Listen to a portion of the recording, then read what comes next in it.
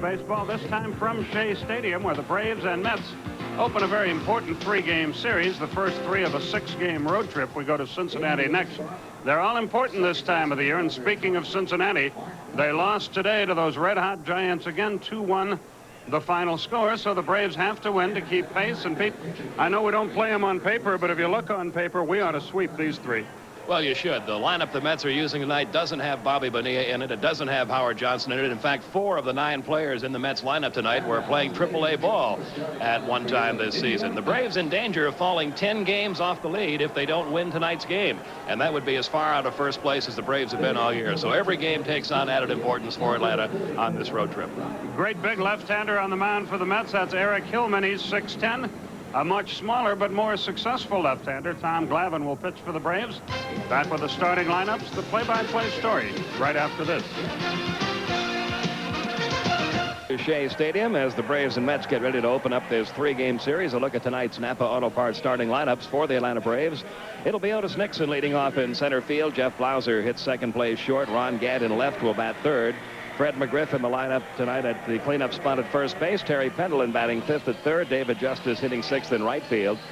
Damon Berryhill will catch. Greg Olson, a late scratch, his right forearm bothering him. Mark Lemke will bat 8th and play 2nd. And Tom Glavine will hit 9th and pitch for Atlanta. The defense for the New York Mets, Gallagher in left, Thompson in center, Burnitz in right, McKnight at third, Bogart at short, Kent at second, Murray at first. The catcher is Charlie O'Brien. And on the mound, 6'10" left-hander Eric Hillman, who is split this year between the Mets and their Norfolk AAA farm club. You see his numbers for the New York Mets overall for the year. He has pitched better of late. He didn't start out very well this season. In fact, went back to the minor leagues where he had a record of 6-2 and a good ERA at Norfolk. But the second half of the season's been a different story. Hillman's pitched much better. In fact, the Mets have played much better second half of the season. They're a 500 ball club since the All-Star break. They've won 12 and lost 12. But still, this is a series the Braves need to win, especially in lieu of the fact that the Giants have already won their game today. The umpires tonight, Jerry Crawford will be calling the balls and strikes. Phil Cousy will work at first, Brian Gorman at second, and Steve Ripley over at third. Hillman about ready to go to work against Otis Nixon. And to tell you all about it, once again, Skip Carey. Okay, Pete, thank you very much. One interesting trade in baseball today. The Phillies have acquired right-handed reliever Bobby Thigpen and cash from the White Sox in exchange for right-hander Jose De Leon, who started his career in the White Sox organization. Hillman completes his warm-up tosses, and Otis ready to stand in there. A cool night, a very nice night in New York. The wind is blowing rather hard toward left field as we get this ball game underway. Hillman has never beaten the Braves. He's 0-2 lifetime against the Atlanta team. And he completes his warm-up tosses. The Mets, you know about all their problems. The latest news is that Brett Saberhagen is fessed up. He is the guy with the bleach gun, and so he's been fined a reported $15,000 and will be suspended when he comes back off the disabled list. The latest stupid Met trick, as they call them here in New York. So here we go. Otis Nixon will lead it off. Greg Maddux against Sid Fernandez tomorrow night. That game will be on Sports South. We'll be back with you on Thursday when John Smoltz and Dwight Gooden are the pitching opponents.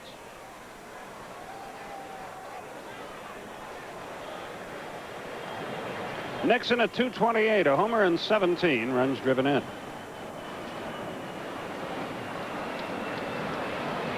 We are underway, and that's a strike on the outside corner. 0-1 the count.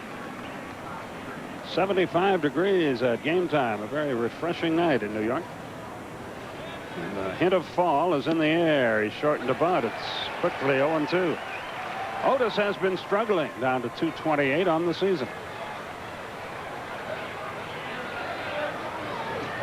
Especially from the right side of the plate. He's normally a better right-hand hitter than he is lefty, but not so this year. That's outside, a ball and 2 strikes. A veteran backstop in there, Charlie O'Brien, an outstanding defensive catcher. And he swung the bat rather well, too. Close, but no cigar. 2-2 the count.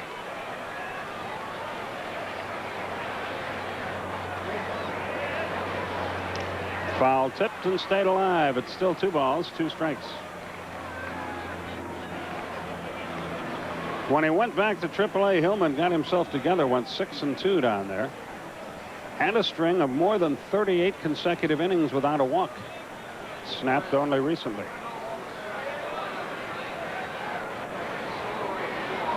The 2-2 pitch. Here it is. It's upstairs. Otis with a good eye, runs it full. 3 balls, 2 strikes. Otis with 14 infield hits on the year. That's a big part of his game. And he's aboard. Hillman was ahead 0-2 and lost him.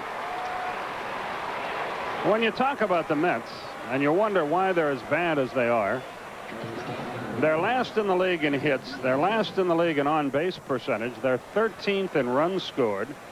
Their pitching staff is last in saves. In one-run games, they're just 10-23, and against left-hand starters, and as you know, Glavine is a left-hander, they are 8-27. 0-1 the count to the Atlanta shortstop. Jeff has been fighting it, but he's had good luck against Hillman in his career. 4 out of 7, a home run included.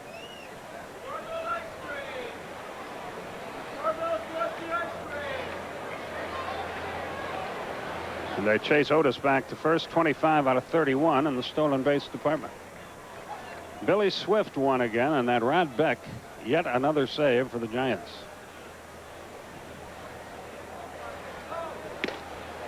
You know, we talk about Bonds, and rightfully so. He's been great, and Swift and Burkett and Dusty Baker and Bobby Bonds, and all those fellows deserve credit, but that Rod Beck out of their bullpen. Oh, without him, they're not nearly as far out in front as they are now. He hasn't let many slip away. The 1-1 to Blauser. To first, runner back. Semi-balk move, but everybody gets away with that one now. A ball and a strike to count.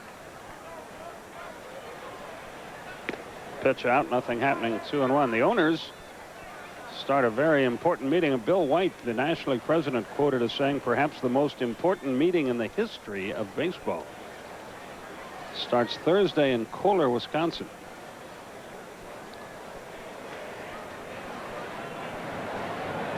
It's close. He was going, and he just did get back. Still 2-1.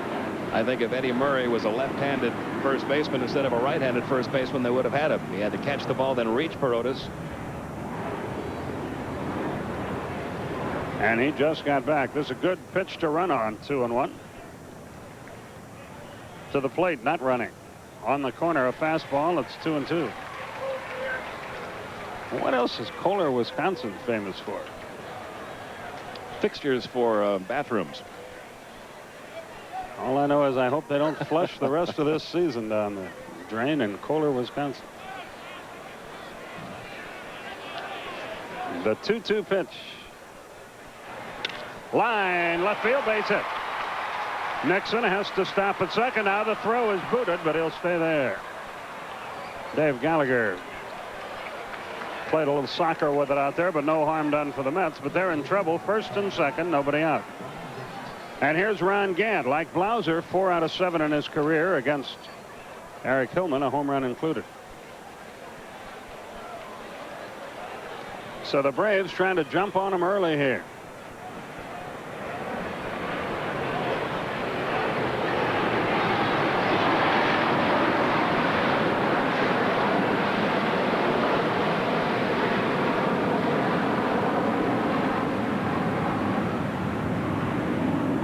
Big game in the American League. The Yankees failed to score in the first at Boston. Red Sox now batting.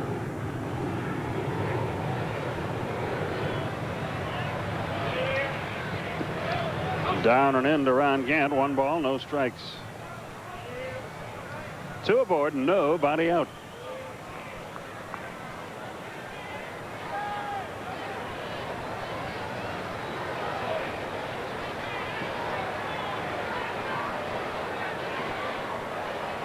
You see Nixon edging away. Blauser does likewise from first. Pickoff play. He's back easily. And the throw almost wound up in center field. Another problem for the Mets is their team speed. Their starting lineup tonight has registered 7 stolen bases in 21 attempts all year long.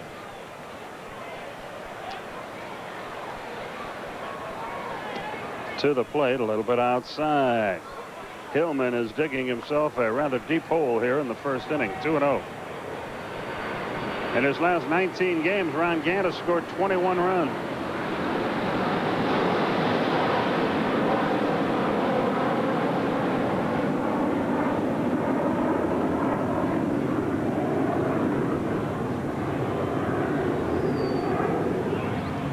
Eventually, he's going to have to throw the ball to the plate. 2 balls, no strikes.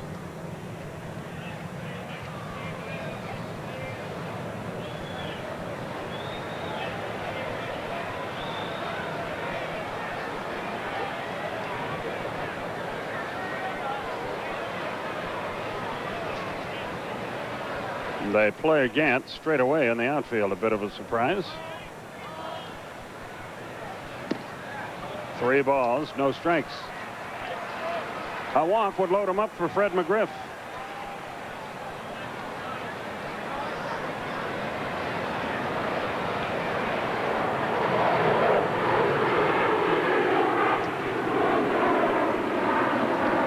There's a strike over the inside corner. It's 3-1. See a lot of hitters looking skyward tonight. They're checking out the airplanes. We are in the takeoff pattern for LaGuardia tonight. Hopefully they'll change it. They often do. There goes Nixon. Swung and missed the throw. He is out of there. Boy, that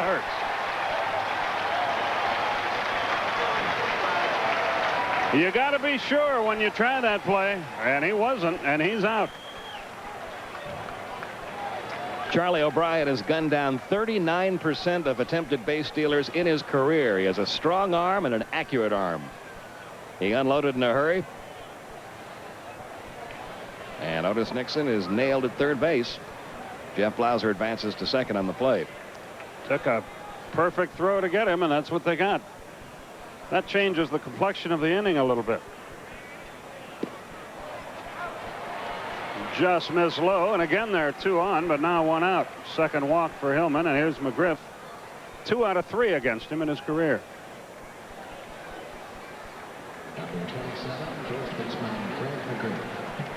Detroit has jumped all over Baltimore. They lead them 5-0 as they bat in the bottom of the second. Minnesota a run on the first at Toronto. That American League East race. Nice to see how that plays out if they don't go on strike.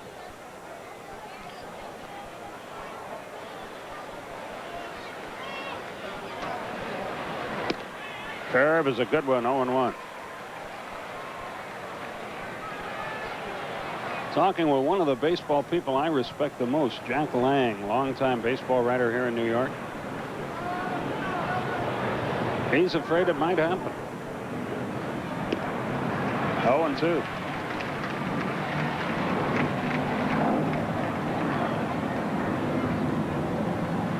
Well, in our conversation with John Sherholtz the other night, he pointed out there has never been an agreement between the players and owners without some sort of a work stoppage before the negotiations really picked up. Still 0-2. Every time we were talking at dinner, I don't know if you were there or not, but every time it gets close, you say, oh, it can't possibly happen again. And then about the 3rd or 4th time you're through it, you realize every time it does happen. I wish the owners people would quit saying they think the players are just bluffing. There's no bluff to the Players Association from what we've seen in the past. High pop foul out of play. Still 0-2. Plus, that's just pouring gasoline on the fire. That's daring them.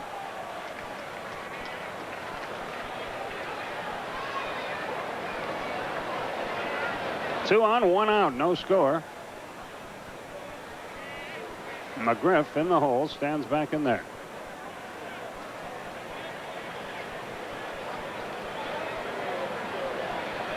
They shade him slightly toward right field. Little tap. They go to second out there. No play at first. So they're on the corners with 2 out. McGriff hits into a 3-6 force play and reaches on the fielder's choice. And it's up to Terry Pendleton if Atlanta is to score in this first inning.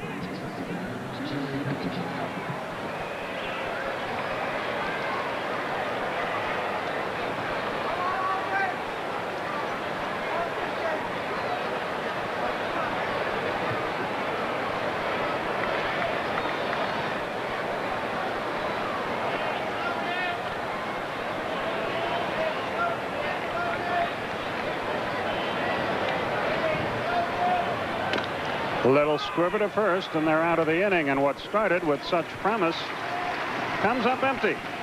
1 hit, no runs, 2 walks, no errors, and just 2 left. We go to the bottom of the first, no score.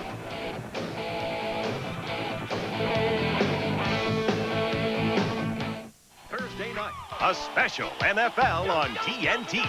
Why? Because Joe Montana is back, and Bruce Smith is bringing the Buffalo welcome wagon. Bills, Chiefs, Thursday night at 8 on TNT. I was born in a small town. That's where my customers are. Every day, important business takes place in towns all across the country.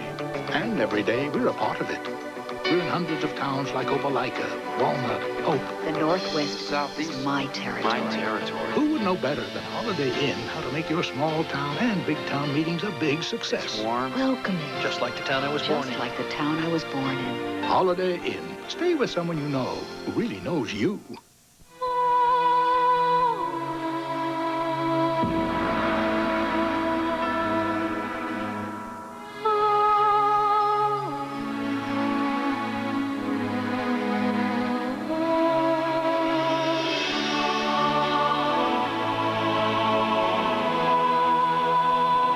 People protect the natural beauty of their homes with Olympic than any other stain. Olympic, the only one. For the first time on TNT, tomorrow night, Lawrence of Arabia, one of our favorite movies, restored to its original widescreen magnificence, hosted by director Martin Scorsese. Tomorrow night at 8 on TNT. No score as we go to the bottom half of the first inning. A look now at the New York Mets batting order. It'll be Ryan Thompson leading off in center, Jeff McKnight at third, Eddie Murray at first, Dave Gallagher in the cleanup spot tonight in left field, Jeff Kent, who's been hot at second base, batting fifth. The catcher Charlie O'Brien hits sixth. The lower third of the order, Jeremy Burnitz in right field, Tim Bogart short, Eric Hillman the pitcher. Defensively for Atlanta, the outfield of Gant, Nixon, and Justice. The infield, Pendleton, Blauser, Lemke, and McGriff. Damon Berryhill doing the catching, and Tom Glavine on the mound. 13-4 this year, 3.11 ERA. One of his wins have come against the Mets, and he's 5-2 lifetime against the New York Mets. Glavine hoping for a third consecutive 20-win season. He leads all National League pitchers in the 90s with 63 wins. Ryan Thompson leads it off against him. He's a kid that came over last year about this time from Toronto. Spent most of the year at AAA at Norfolk, where he hit .259 with 12 homers.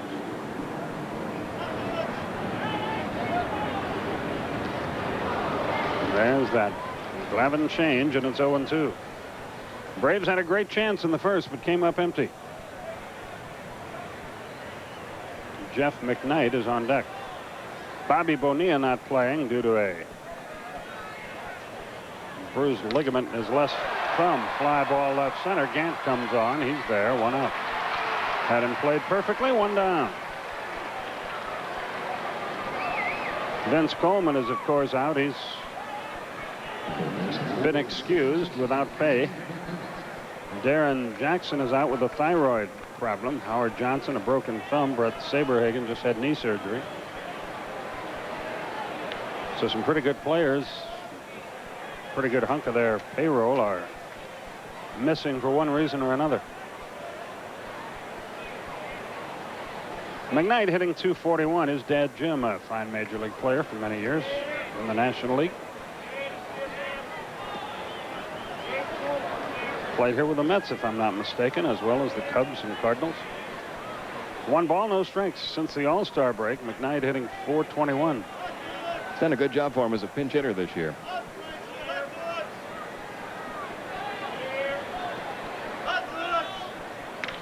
Hits that ball sharply past Lemke. So McKnight is aboard with 1 out for Eddie Murray. Murray has been red hot in his last 43 games. He's hit .316 with 13 homers. Hitting .291 as a right-hand hitter, but most of his home runs have been from the left side. 7 right-handed, 11 left-handed. A lot of rumors that he and maybe Sid Fernandez will not be members of the Mets team come September. Frank Tanana is another one whose name you hear.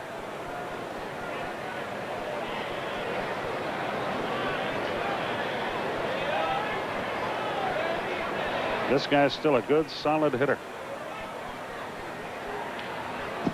Had a good cut at that one, but fouled it back. It's 0-1.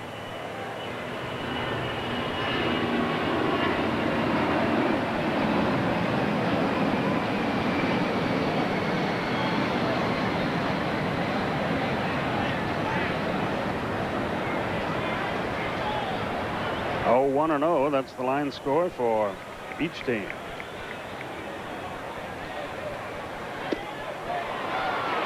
He didn't get the change, and Murray quickly in the hole. 0-2 against Glavine. He is 12 out of 43 in his career. Dave Gallagher waits on deck.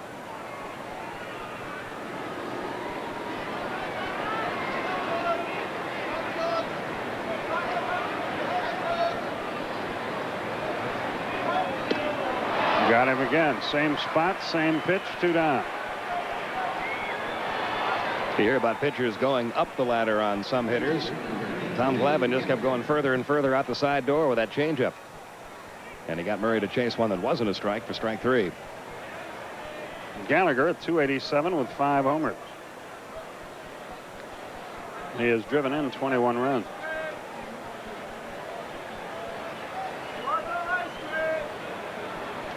The Mets 8-27 against left-handed starters. One of those 27 losses to Tom Glavine. Boston got a run in the first. They lead the Yankees 1-0 after 1.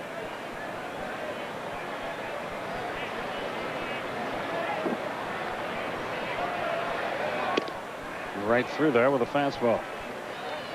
About the time you lean over that plate looking for the change, he'll zip that fastball in there. McKnight at first with 2 out. The Giants won again. They beat Jose Rijo and the Reds 2-1. Billy Swift won another game, and Rod Beck got another save. Now they have Mike Jackson back. And Trevor Wilson. Did they option Brummert? I heard that yes, somewhere. They did. He went back to Phoenix. Along with Alan Allenson, the catcher. Curve, pop foul back, and out of play. And Greg Brummert will be back. He's a pretty good-looking young pitcher. And a game that wasn't really that significant then, but in your mind becomes more and more so now, is the game he beat us on a Saturday afternoon early this year in Atlanta on his Major League debut. The 0-2 pitch. Upstairs, a ball and 2 strikes. Crowd, I would guess, is 15 to 20,000 here. It's an un-Met-like gathering. That's what we're accustomed to here. Runner goes. Doesn't matter. Gallagher's out. Glavine strikes out 2 in the first. 1 hit, no runs. No errors, 1 left. At the end of an inning, no score.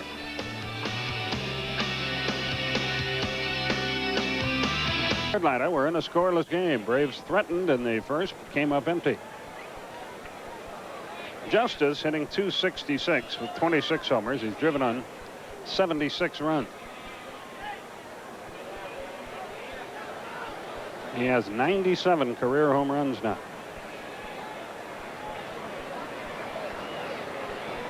Braves play 3 here, then 3 in Cincinnati, then come home for a very brief homestand. 3 against the Dodgers. Then off we go to Chicago and San Francisco.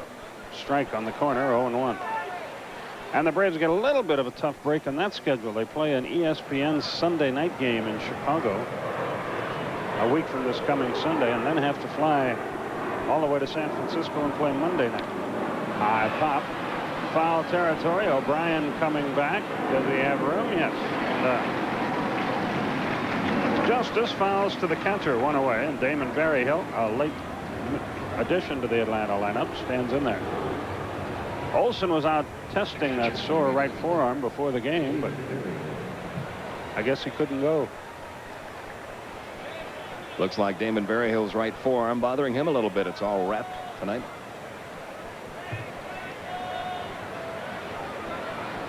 The wind and the pitch to it. Didn't get it. 0-1. Mark Lemke is on deck.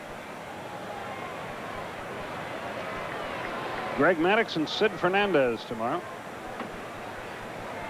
Then John Smoltz and Dwight Gooden on getaway night Thursday. And we will, of course, see Rijo in Cincinnati. He pitched today. Those two teams play again tomorrow afternoon when the Giants are idle on Thursday. Outside, a ball and 2 strikes. Berrios hitting .295 against left-handers. And he's up there against one now.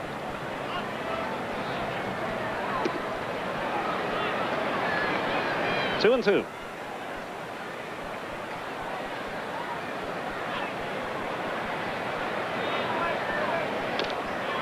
Fouled away. Count stays the same. Very frustrating time to be a Brave right now. You're trying to move in on the Giants. You win a game on Sunday, and by the time you get ready to play the next one, you've lost another full game in the standings. Giants won yesterday and again today.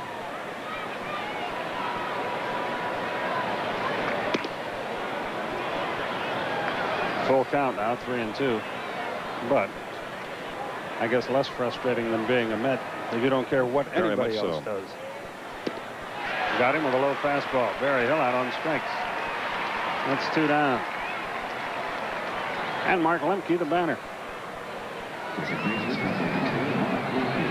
He has had a super season very quietly for the Atlanta team. 272, 7 homers, career high, 39 RBIs, a career high. He's played outstanding defense all year long.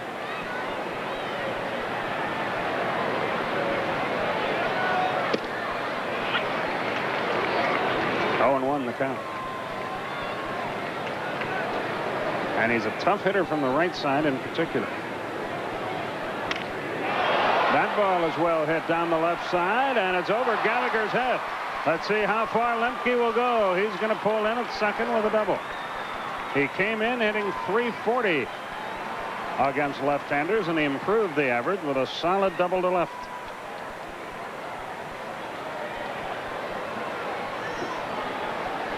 Somebody asked Mark recently in an interview if he had ever considered becoming a full-time right-hand hitter, because he has always been a much better hitter from the right side than from the left. And his answer to that is absolutely not. He said he's been a switch hitter ever since he's been a little leaguer.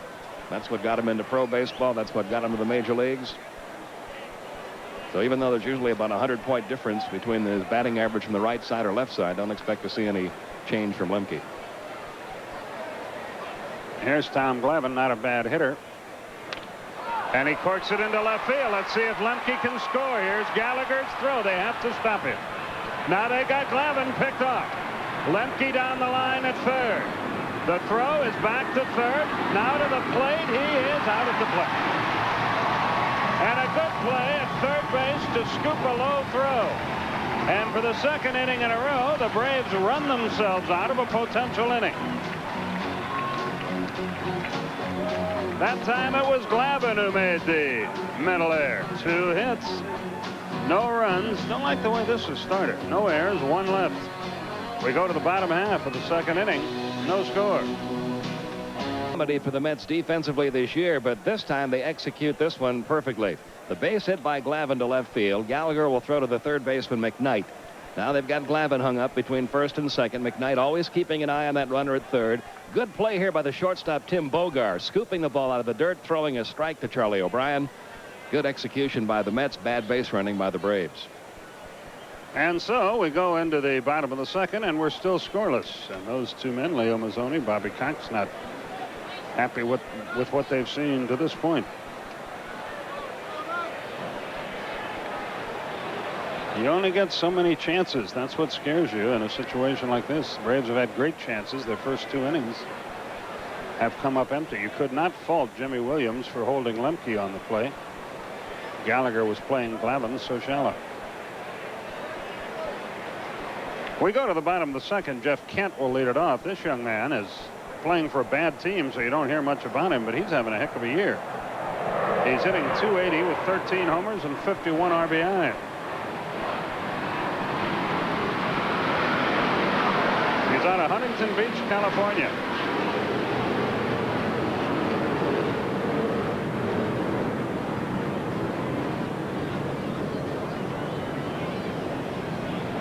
He's out of the University of California at Berkeley.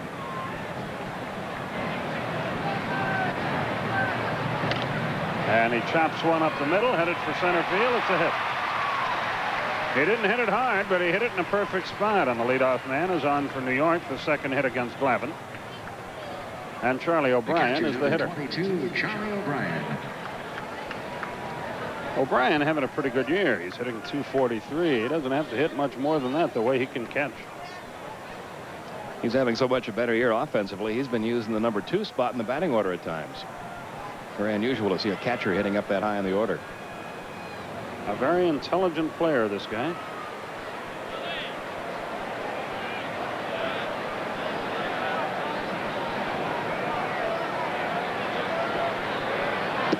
Outside, 1 ball, no strikes. O'Brien first came up in 1985 with Oakland. Then made it to the major leagues again in '87 with Milwaukee. Came over to the Mets in 1990. And has been here ever since.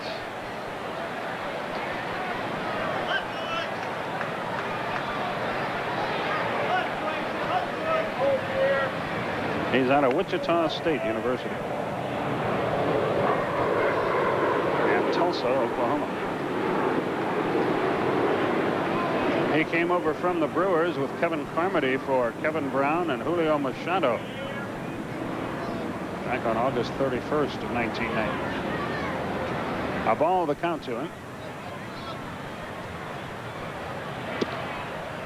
Just missed, 2-0. O'Brien, Jeremy Burnitz, and Tim Bogar, the next 3 hitters.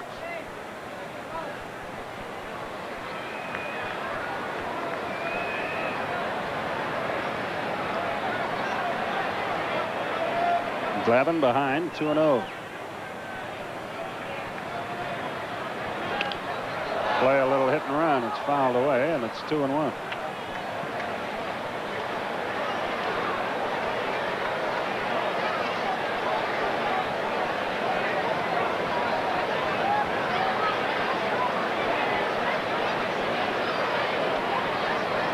No score in the ball game, bottom of the second, but the Braves have squandered some opportunities here. The Red Sox bat on the bottom of the second. They now lead New York 2-0. Toronto is tied. Minnesota, they're 1-1, bottom of the second in Skydome. Into the dirt. Berryhill, a good play. Winds up on the deck, but kept the ball out in front. It's 3-1.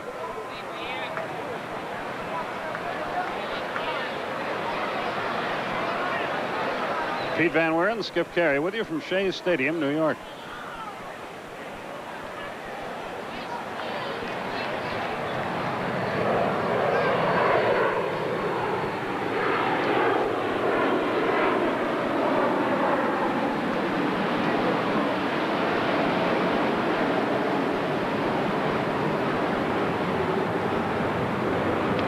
Again, they play hit and run, and it's fouled away. And the count goes full, 3-2. E.B. Thompson celebrating a birthday, number 85 tonight, looking in Good Hope, Georgia. And John Fitzgerald, 86 years old, from Columbia, Tennessee. Another birthday, Heidi Weinstock of Wilkes-Barre, Pennsylvania, and get well wishes to Bill Cleghorn of Americus, Georgia. How about the folks at the Family Life Nursing Home in High Shoals, Georgia, who never miss a Braves broadcast? 3 balls, 2 strikes. Runner back.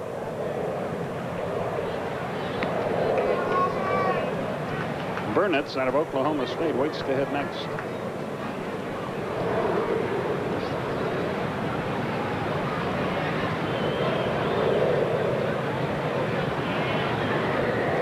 Throw to first, runner back.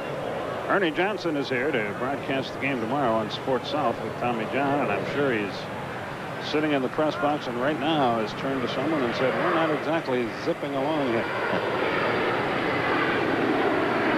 The 3-2 pitch. There it is. Runner goes. Popped up on the infield.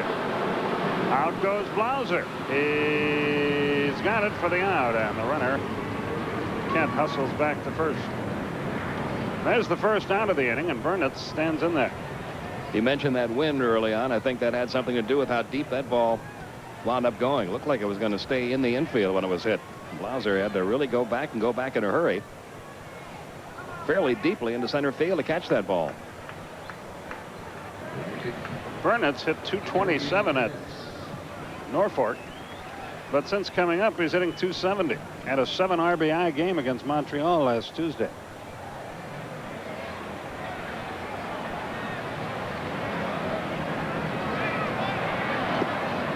He faces a tough left-hander here. 1 ball, no strikes.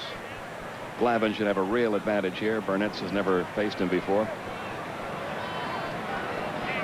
He's the Mets' first-round draft choice in the June 1990 draft. Lives in Key Largo, Florida.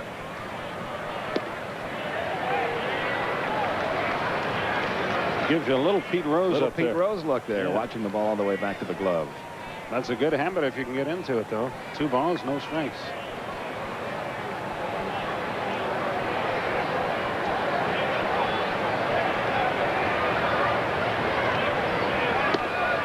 That caught the corner. It's 2-1. Burnett's 6 feet tall, 190-pounder. At Williamsport in '91, he had 31 homers.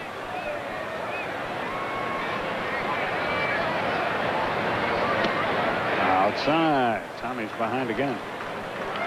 3-1 the count. In his brief major league career, Burnett's has shown that he can handle lefties. He's 5 for 10 against left-hand pitching.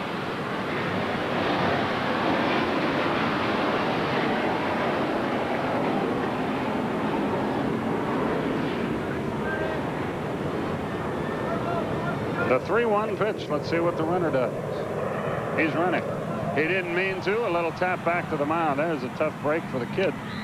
Throw to first in time. Runner at second, 2 down. Trying to stop his swing. It would have been ball 4, but it hit the bat and rolled right back to Glavine for the second out. And now Tim Bogar is the scheduled hitter with Hillman on deck. Let's see how the Braves play it. Barry Hill to the line, to the mound rather. They have first base open.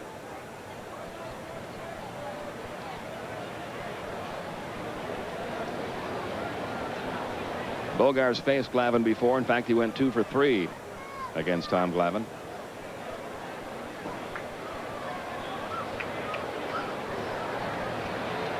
They're going to pitch to him. But let's see how they pitch to it.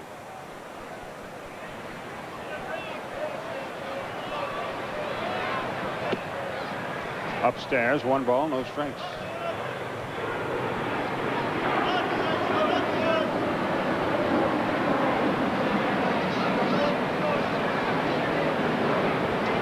Boy, I'm glad that kid Holman out at Seattle's all right. Well, that was a scary looking incident, wasn't it? Son Chip was at that game doing it. Oh, he said it was just horrible, a terrifying moment. But he's going to be fine, and that's great. 2 balls, no strikes.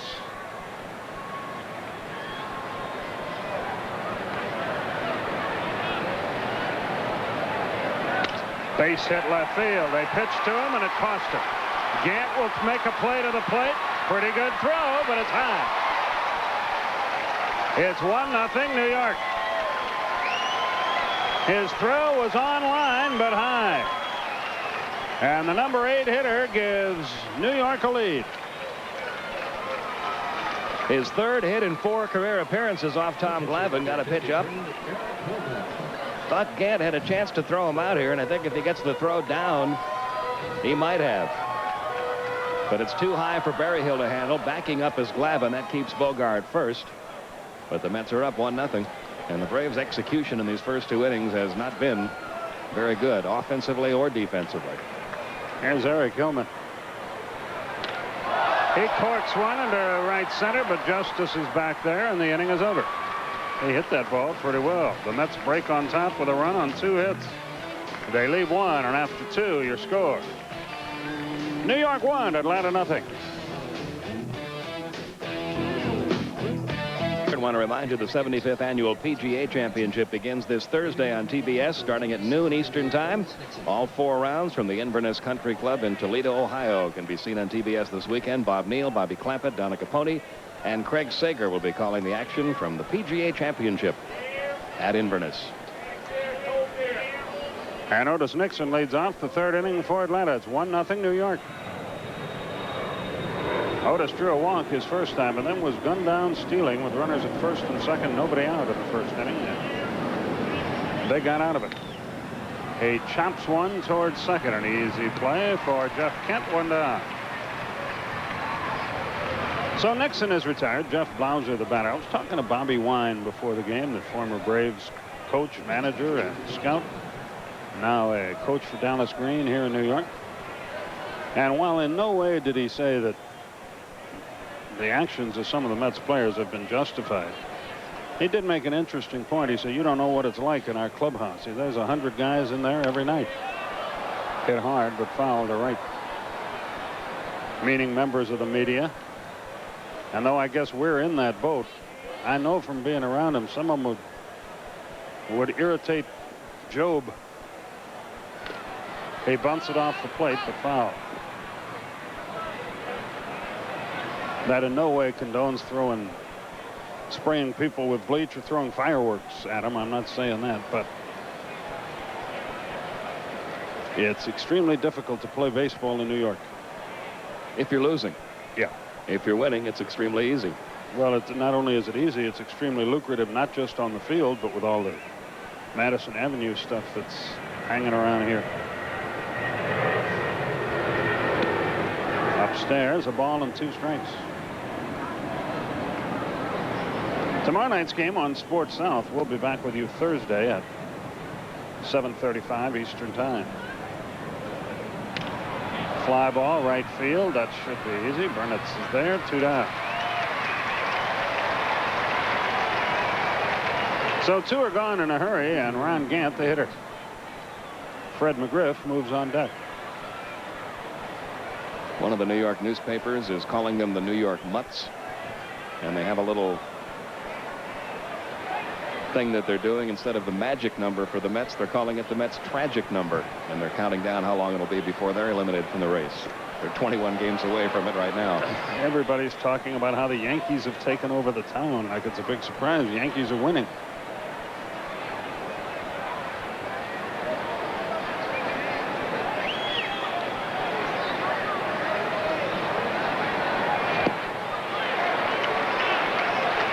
Again in the hole, 0-2.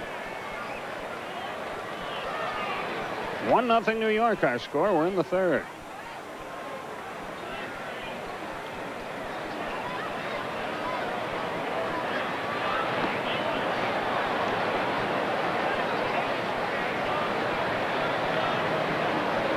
The 2 well-educated, well-modulated college guys with you now. The 2 broken-down jocks will be over after 4.5. Fastball outside. Now Don Sutton, Joe Simpson will join you in the bottom half of the 5th inning.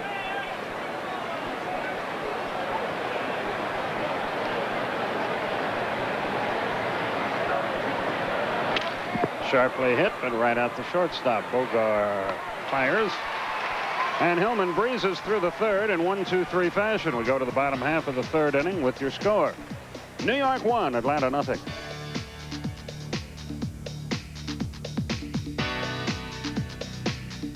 Wednesday night on TBS, relive the most important event of the 20th century. After 15 years, we're finally rescued. Oh, dear. What does one wear to a rescue?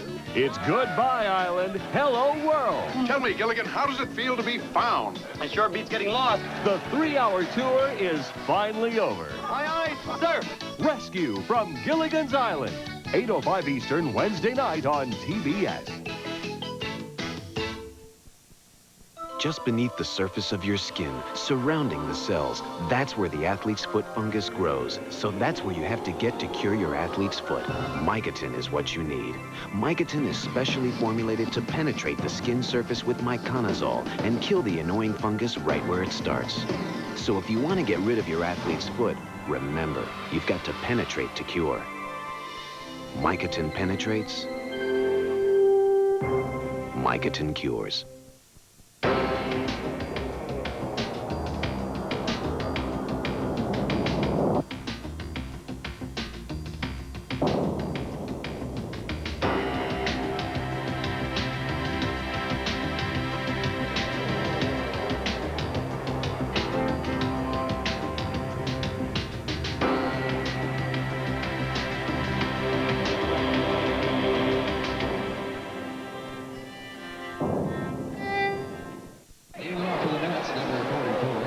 This telecast, authorized under rights granted by the Atlanta National League Baseball Club, intended solely for the entertainment of our audience.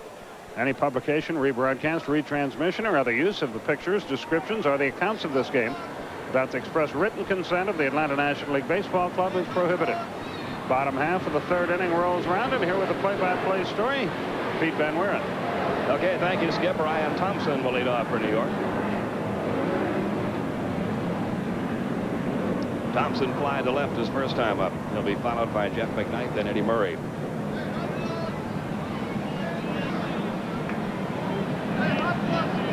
A ball and no strikes on Thompson.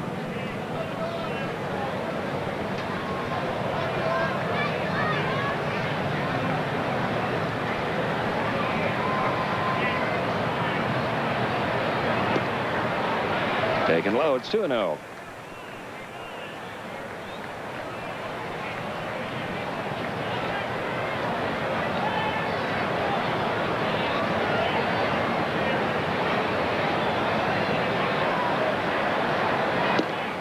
Good changeup. 2-1 the count now on Ryan Thompson.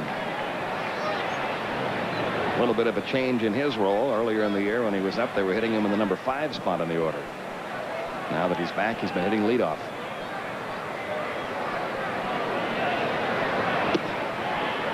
It goes to 3-1.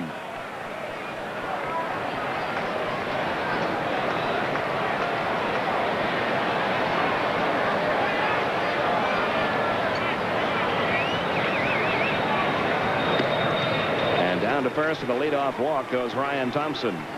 First walk issued by Glavine. And that'll bring up third baseman Jeff McKnight, who had a base hit back in the first.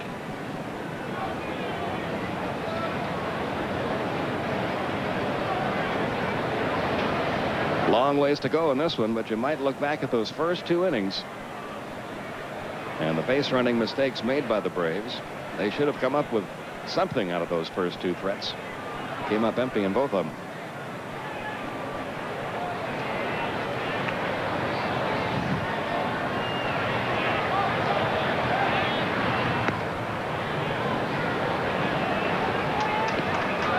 Thompson only 1 for 5 in base stealing with New York.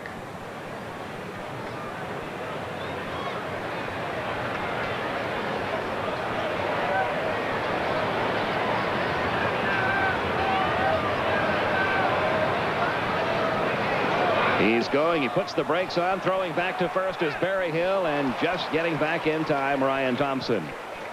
He got about a third of the way to second, then realized he didn't have a very good jump and made it back. He looked like he got off pretty well, and then he slammed on the brakes, and then he just stopped for a moment. But he was able to get back in there. McGriff, perhaps in his anxiety to get the throw, was a step in front of the bag, so it took him a little time to make the tag. 2-0 the count now on McKnight. And time called. Leo Mazzoni heads to the mound.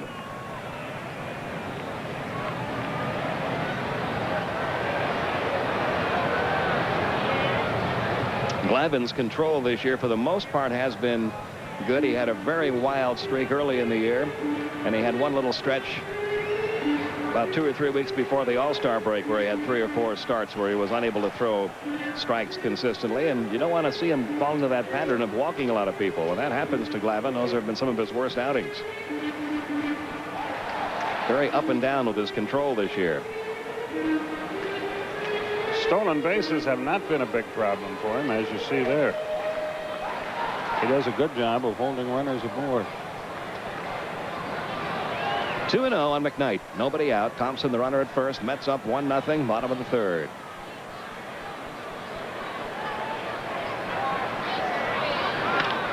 Into right field for a base hit. Thompson was running on the pitch. He'll make it to third with no throw.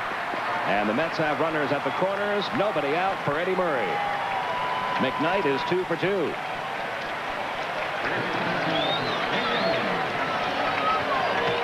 He's looking to hit this ball to right field, and he got a pitch in on his hands, but he had made up his mind with a runner going. That's what he was going to do.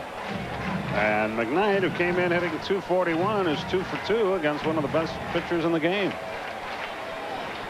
Now Eddie Murray, who was a strikeout victim in the first.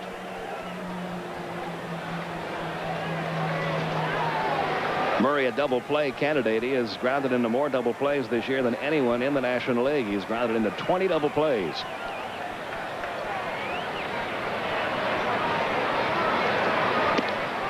Strike at the knees, 0-1.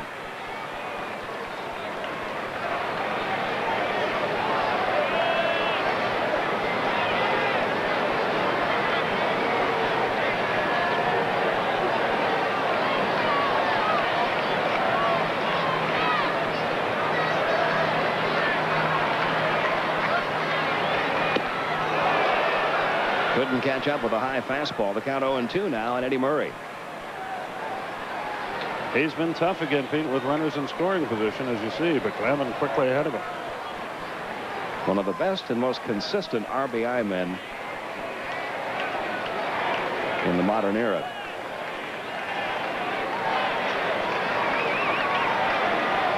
Here's the 0-2. On the ground at third. Pendle into second, one. Over to first, Lemke. They get the double play, but the run scores. Ryan Thompson makes it 2-0. Murray does not get an RBI as he grounds into his 21st double play of the year.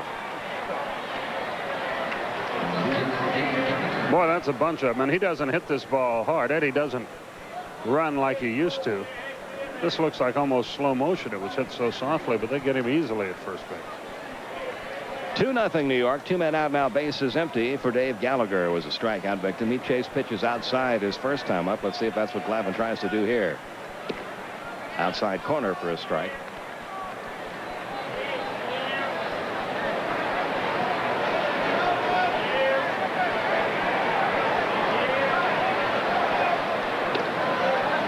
Missing high, 1-1.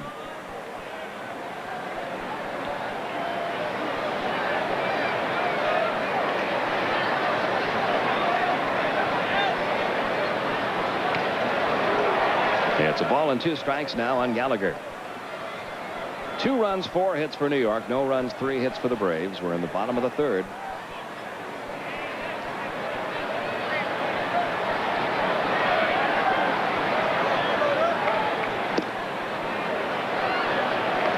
Count even, 2-2.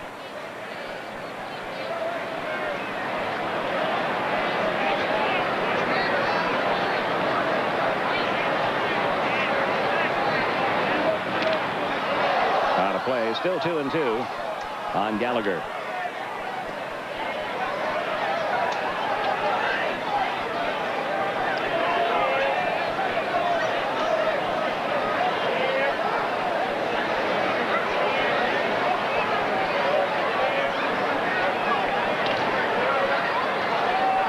Still 2 balls, 2 strikes. With the Mets, what you want to do is get to their bullpen. They have only 15 saves all year. John Franco 8. Anthony Young has 3. Mike Maddox has 3, and Jeff Innes has 1.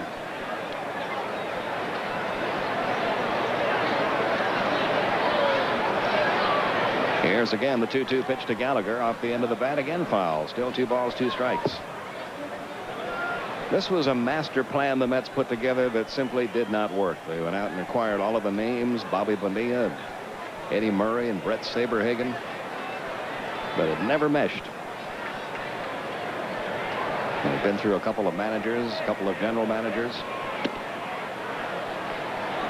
and they're more or less starting from scratch, calling up a lot of the youngsters now, letting them play. That quartet right there worth about $12 million in payroll this year alone. Ball 4 to Gallagher. Second walk issued by Glavine. By the way, Pete, White Sox third baseman Robin Ventura suspended for 2 games for that fight with Nolan Ryan, and he lost the fight. Ryan, who won the fight, received no penalty at all. Here's Jeff Kent, a base hit and a run scored in the second inning. He has now picked up 15 hits in his last 28 trips, up to 282 for the year.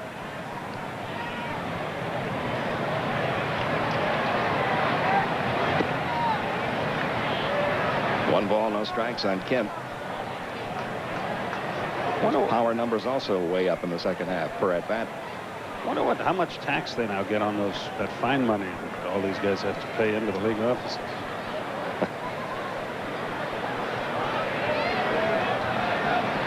Here's the 1-0, and that's outside 2-0.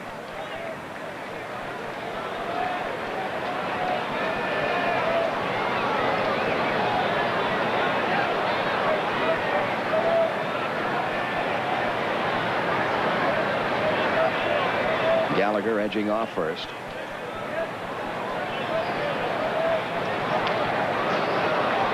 Count goes to 2-1 on Kent. Kent tries to pull just about everything. Outfield has him shaded around toward left.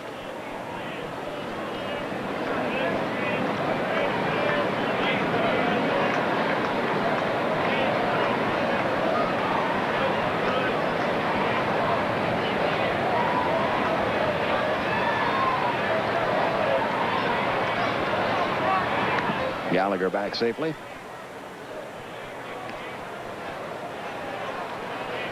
Braves have won 4 out of 6 from New York in the season series.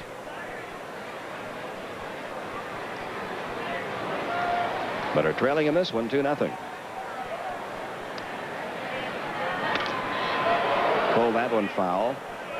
That evens the count on Jeff Kent, 2-2.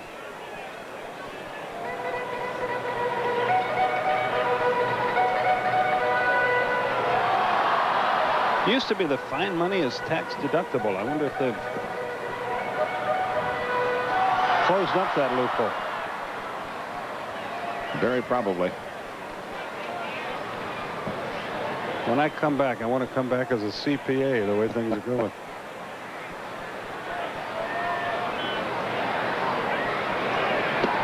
That's all for Kent, and that's all for the Mets. In the third, as Glavine records his 3rd strikeout. But the Mets add a run to their lead, and after 3, it's 2-0 New York.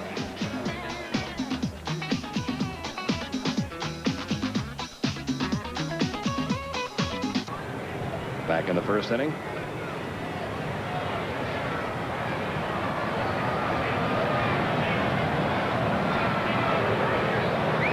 And Eric Hillman ready to go to work here in the 4th.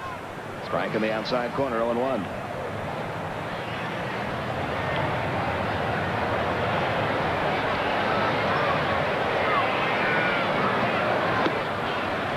And missed inside. 1 ball, 1 strike.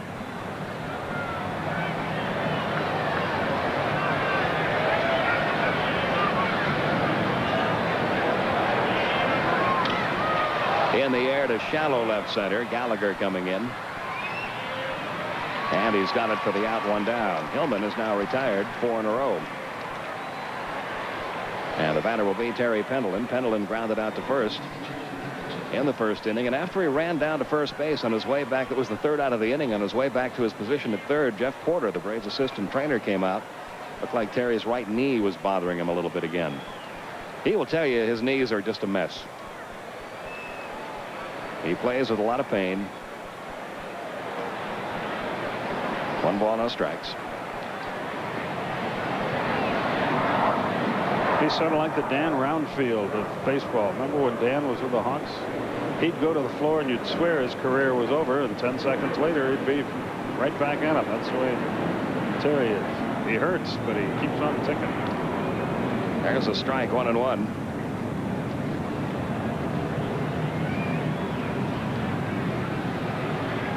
In fact, if you look at the leaders in the National League in games played, there's Terry Pendleton, tied for first in that department, along with Jeff Blauser at 112.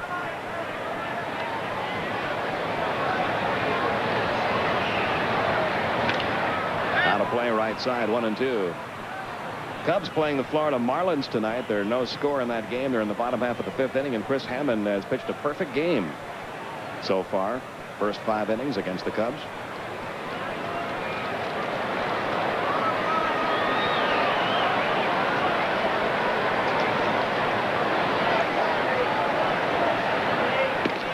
Fastball outside, 2-2. The count now on Terry Pendleton.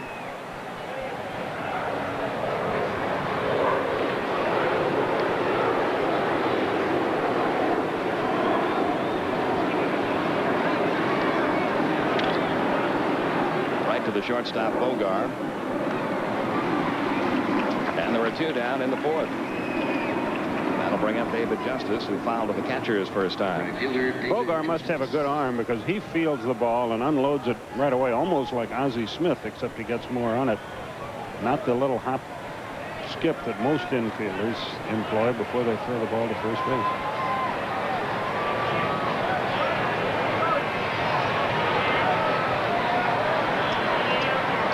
Hillman has set down 5 in a row. And his first pitch on the way to Justice. Inside corner with a fastball for a strike 0-1.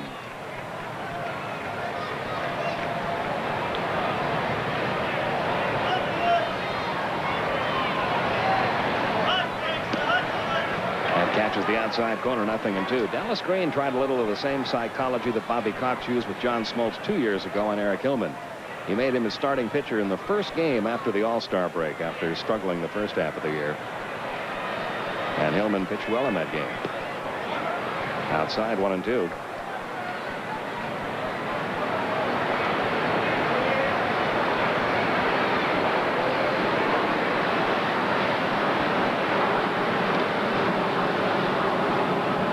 Still a ball and 2 strikes on Justice.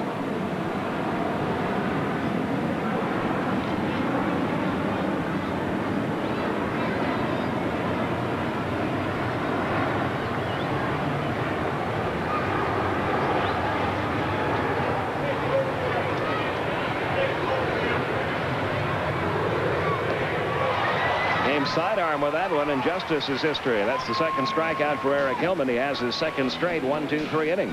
And at the end of 3.5, still 2-0 Mets.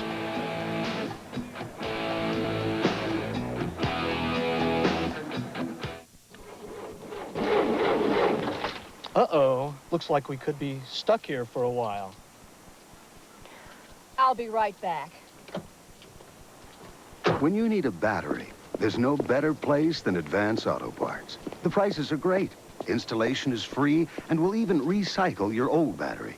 And of course, there's our legendary friendly service. Okay, folks, all set. Guess this was your lucky day. It's the Rumble for the recipe. You and me, Fielder. Winner gets the Colonel's secret. Fielder distracts Foreman with KFC's legendary freshly baked biscuits, new mashed potatoes, and coleslaw like only the Colonel could make. I want these recipes, too.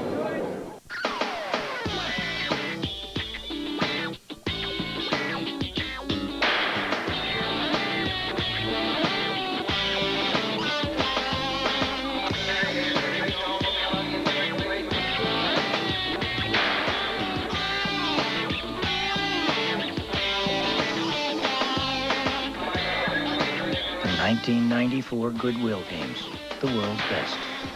Coming next summer on TBS. Discover a place where pirates are real and escape is impossible. Who are you? I mean, all of you. Michael Caine, The Island, 10:35 Eastern tonight on TBS. Quickly in the other baseball, Billy Swift now 17-5. Robbie Thompson hit his 10th. Rod Beck his 35th save. Mitchell homered his 17th in a losing cause. Perfect game, as Pete told you, for Chris Hammond to this point. Phillies over Montreal early. Darren Dalton, number 21, and the Pirates and Cardinals 1-1. Brian Jordan is homered in that game. The other National League action will be later. In the American League, the big game, the Red Sox have a 2-0 lead early. And you see the rest of the scores, and here's Pete. And it's Charlie O'Brien leading off the bottom of the 4th for the Mets. First pitch swinging, fouling it right back under us. And the count 0-1 on O'Brien. O'Brien popped out to short his first time.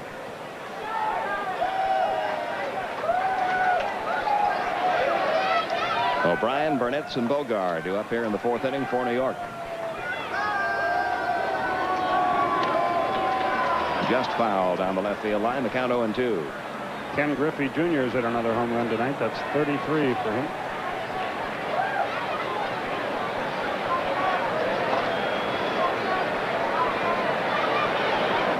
And he's going to do nothing but get better.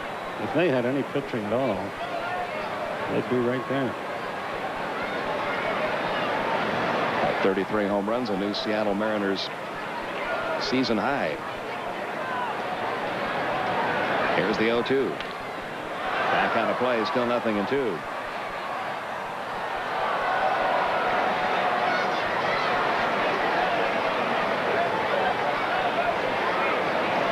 Tom Glavine is the player rep for the Atlanta Braves, and he is going to be very anxiously awaiting the end of the week when the owners' meeting breaks up to find out what it is the owners have in mind as far as a proposal to the Players Association. It's going to be a busy few weeks for Tom Glavine.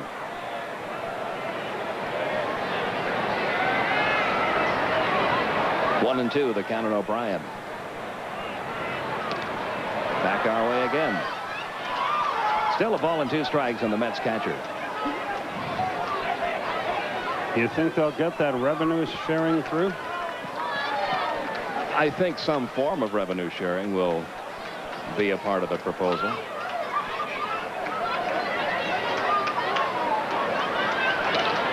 In the air to right center field. Justice had him shaded over that way. Makes the catch, 1 down.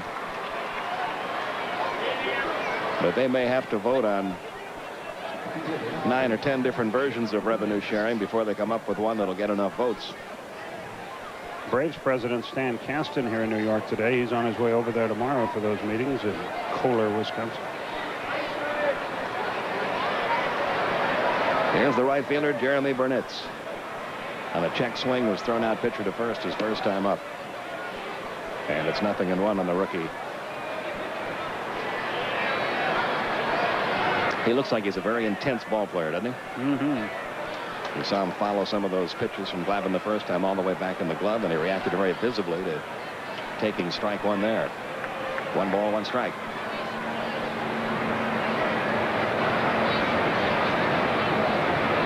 One man out, bases empty. 2-0 Mets. We're in the last of the 4th.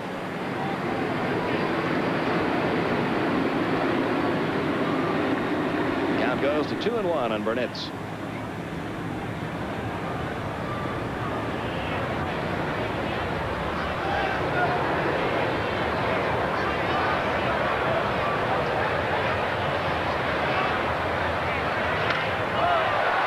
Nice play by Mark Lemke.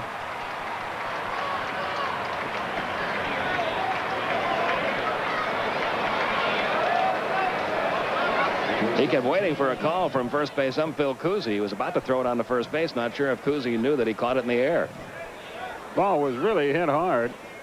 There was no help at all from Brian Gorman. He looked over there first to the second base umpire, but finally Cousy said, yeah, I think he probably caught it. 2 down. Now Tim Bogar had a run-scoring 2-out single his first time up, and he takes high and away, ball 1. Glavine trying for his first 1-2-3 inning of the night.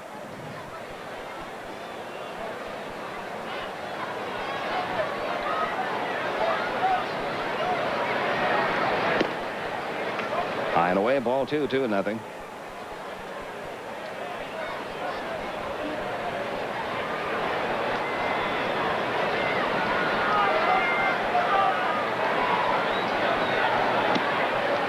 And it goes to 3-0 on Mr. Bogar, with the pitcher Eric Hillman due up next.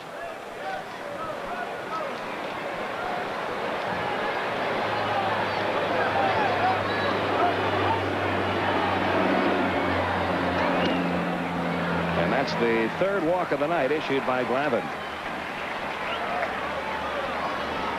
The pitcher Eric Hillman will hit next. We were talking earlier about Glavine's inconsistency with his control this year. His first 5 games were not very good at all. He walked 6 in one of them, 5 in one of them, 7 in one of them. His next 5 pretty good. No more than 3 walks in any of those starts. Then he had 2 starts in a row where he walked 4 and 5.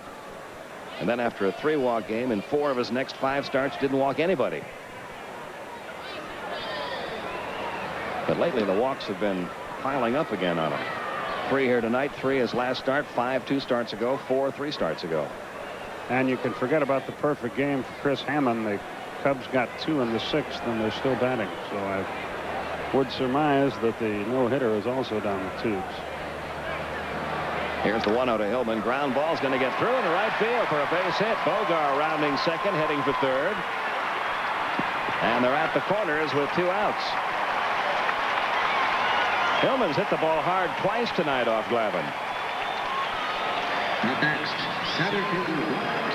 He reaches out, rolls the wrists, and just pulls it into the hole.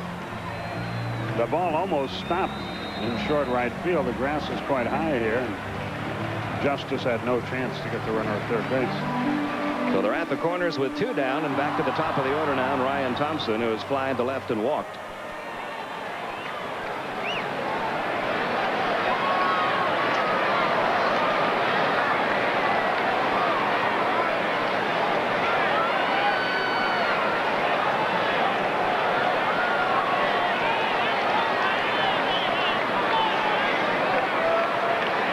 Hits now for the Mets off Glavine. A ball and no strikes on Thompson.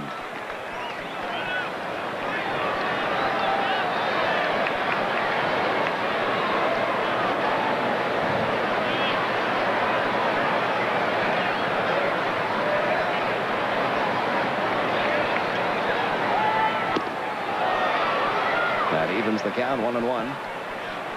Ryan Thompson and Jeff Kent coming over in the David Cone trade from Toronto last year. And long term, that's going to be a very good deal for New York. Cone, of course, signing with Kansas City. And 2 very good young players up here with the Mets now. Here's the 1-1. Inside corner with a fastball. It's 1-2.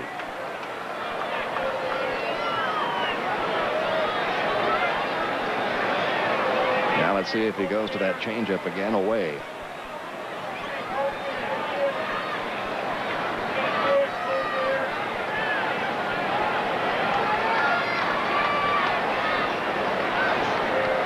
Berryhill setting up out there.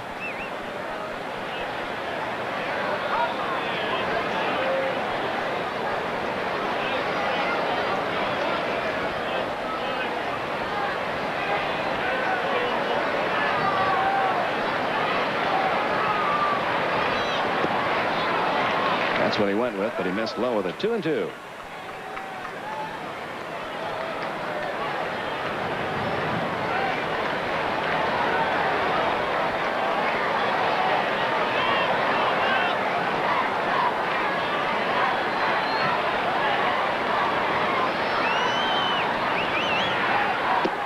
Strike 3 call. Fastball caught the inside corner. Glavine records his 4th strikeout of the night, and the Mets strand runners at first and third this time. We've completed 4 with our score. Mets 2, Braves nothing.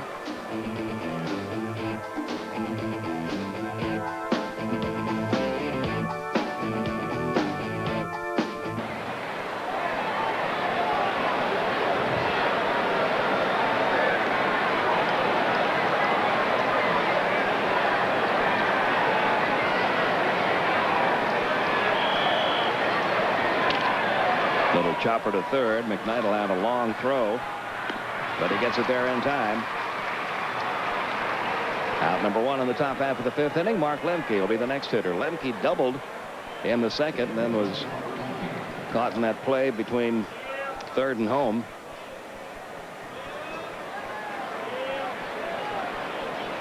For the final out of the 2nd inning.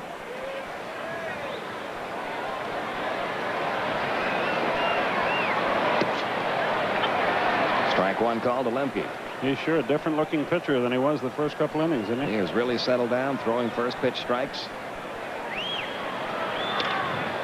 Up the middle, Bogar. Nice play behind the bag at second. You're right, Skip. He does have a strong throwing arm. He threw off the wrong foot that time. That was all wrist and arm. Good play, Bogar. 2 down. I thought Hillman was going to get this ball. He didn't really even offer it.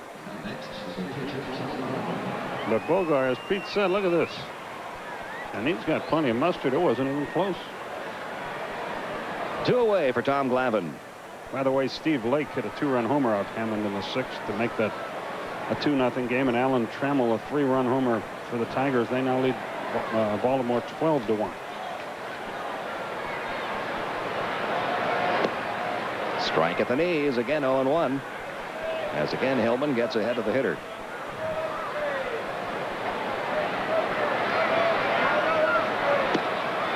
Outside corner, 0-2.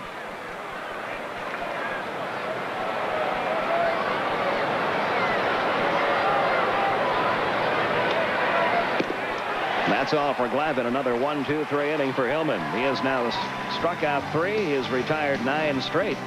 And at the end of 4.5, it's still New York 2, Atlanta nothing.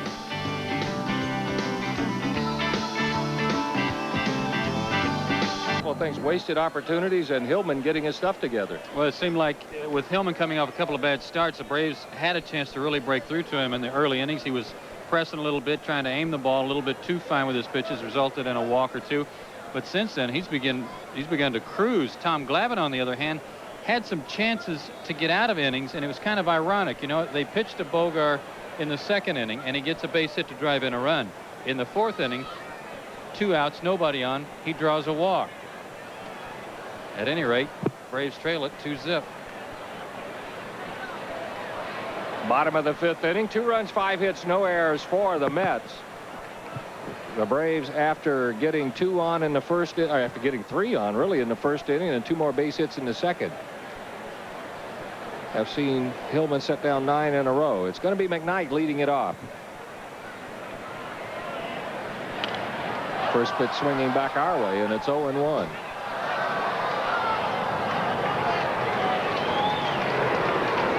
The Mets, a team that have battled through just about everything you can possibly think of this year.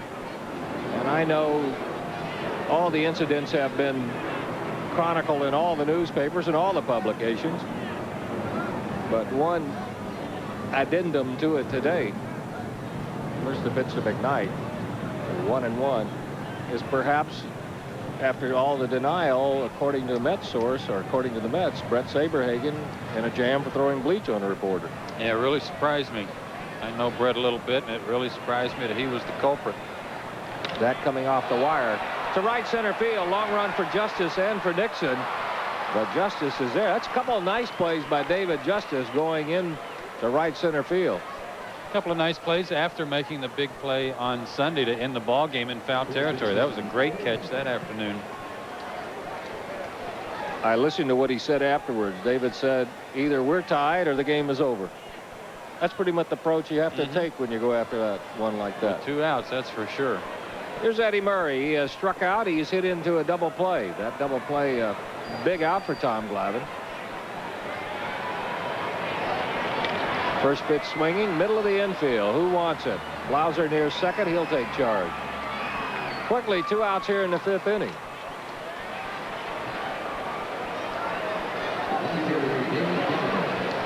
And that'll bring up Dave Gallagher. And perhaps you've seen Dave Gallagher in a number of spots since you spent some time in the American League.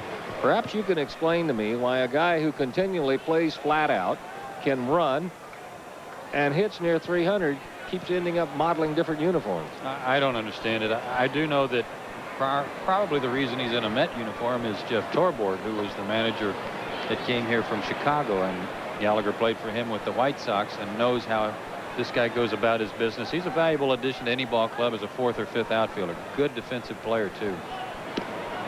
He takes ball 2 outside. They put together a pretty good tandem. I think early in the year we saw Gallagher and Orsulak teaming up in center field. That's right.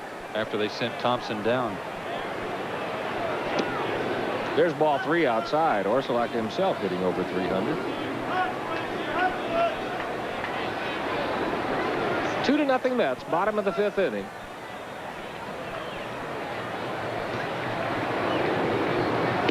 A strike, and it's 3-1, and I know you've probably been told more than once. Giants have already won this afternoon, and they did it in less than 2 hours.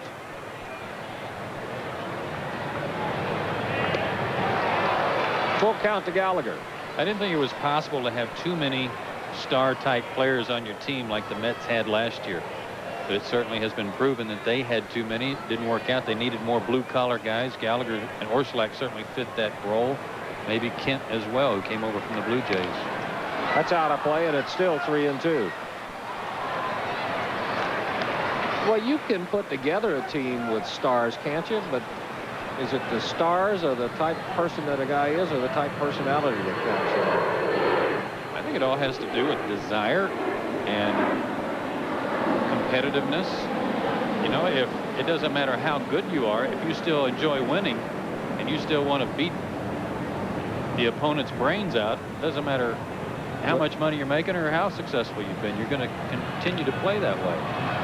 Gallagher stays alive. It's still 3-2. And maybe that's why the money has changed the game in many respects for many players. So it's a different motivation for players. They're comfortable. You can get comfortable in 3 years with one good year. 3-2. Gallagher 0 for 1. He drew a walk. Got him this time. Twice Glavine has struck him out. Glavine on a strikeout roll. That's 5 in 5 innings. And Tom has a 1-2-3 inning here in the 5th. Mets go quietly. We played 5 in New York. It's the Mets on top, 2-0. Runs? We'll give you the answer. Bottom half of the inning. Nixon, first one up, shows bunt and takes ball 1 outside. Hillman, as Joe told you, 9 in a row set down. He hasn't walked anybody since the first inning when he tried to give the Braves a lead. He walked Nixon leading it off. Blauser single. Nixon out trying to swipe third. Gant walked. But that's all the threat that the Braves can muster there. It's 2-0 to Nixon. 2 runs, 5 hits, no errors for the Braves, 0-3-0.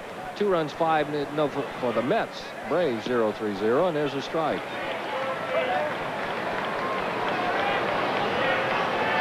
Six-game road trip. 3 here in New York and then on to Cincinnati for 3. Right side, foul territory, back into the stands. And it's 2-2 to Nixon. I look at the crowd here.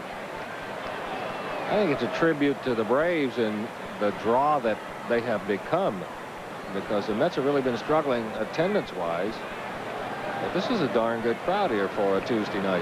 Yeah, but Tim McCarver in a pregame radio interview told me something that surprised me, Don, and that is that the fans' perception. Up the middle, coming in a hurry is Thompson. It'll skip off of Thompson. Nixon will stop at first. Good start in the 6th inning. Nixon leads it off with a single. It'll bring up Jeff Blauser. What was McCarver saying? The perception is that the fans are really dogging the Mets. They're not coming out, and yet they're averaging over 25,000 a day and outdrawing the Yankees. Everybody keeps thinking, well, that is a all surprise. the attention has been shifted to the Yankees, and maybe it has from the media standpoint, but not really from the fan standpoint. There's still a solid fan base, and they're here tonight. Blauser 1 out of 2. He's single in the 1st inning. He's flied to right. Jeff takes ball 1 outside. You had some, from a hitter's standpoint, you had some interesting thoughts on Jeff Blauser, and we were talking a little bit earlier. Well, we were talking about how he has admitted that he's probably a little bit tired. His bat's slowed down a little bit. I think for a guy who's not used to playing every day, what happens is that even though he had a lot of success the first half of the year, the more you play, really the thing that gets tired the quickest are your legs, but then your hands and arms really begin to get heavy, and you start trying to use your body too much to swing the bat, and as a result, your bat slows down a little bit, and that's been plaguing Jeff some, and he'd be the first to tell you that. And another guy that's been happening to also has been Terry Pendleton, especially left-handed for Terry. So what you're talking about, what I'm hearing is if a guy starts getting tired and starts making adjustments, it's a different hitter up there. It's a different type. It's a different type hitter. Absolutely. No more quick adjustments even on a pitch. You know, Jeff was so good this year when he get behind in a count, he'd be trying to hit the ball to the opposite field. If he still got a ball inside half of the plate, he could turn on it. He hasn't been turning on those balls the last few weeks. A hitter's pitch here. It's 2-0. Instead to throw a go to first. Nixon back. But that's just part of it. That's part of playing every day. What do? You get used to it? You learn to work through it the first time? Well, I tell you what he's been doing. He told me what he's been trying to do. It's this one just foul. Turned on that one, and it's 2-1. There's a 2-0 pitch, though. He's looking for something. He knows the pitcher's got good control out there. Hillman, he's going to give him a pitch to hit 2-0. He doesn't want to fall behind 3-0. And he's ready to turn on this one. Got the head of the bat out there. But Jeff told me that he's been trying to take just the bare minimum of ground balls in infield practice, not spending too much time wearing himself out in pregame preparation. Is the same true with batting practice? Yes. You cut back on that, too? You bet. 2 balls and 1 strike to Blauser. Nixon away from first. He'll draw a throw. Tell you what, that had to be close to a balk. Looked like Blauser checked his swing on that throw to first. What do you look for if you're the base runner and you get a big guy like Hillman? I have no idea. I've never seen a guy that big. You figure by the time he gets it all unraveled, he's not going to pick you off anyway. I mean, the guy has to start 5 minutes ahead of time just leaning in the right direction. Hitters count for Blauser. Braves trail at 2-0.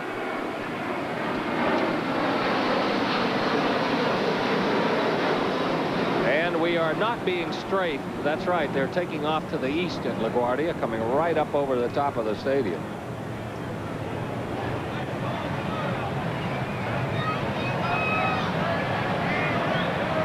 Short lead by Nixon at first. He'll still draw the throw. And once again, he's back standing. He seems to be pretty coordinated as far as his mechanics and his rhythm and everything, except to first. I don't think he wants to waste too much with some good moves over there, and maybe he doesn't have a good one. Ground ball could be 2. McKnight to Kent. Instead, they're going to say he's off the bag.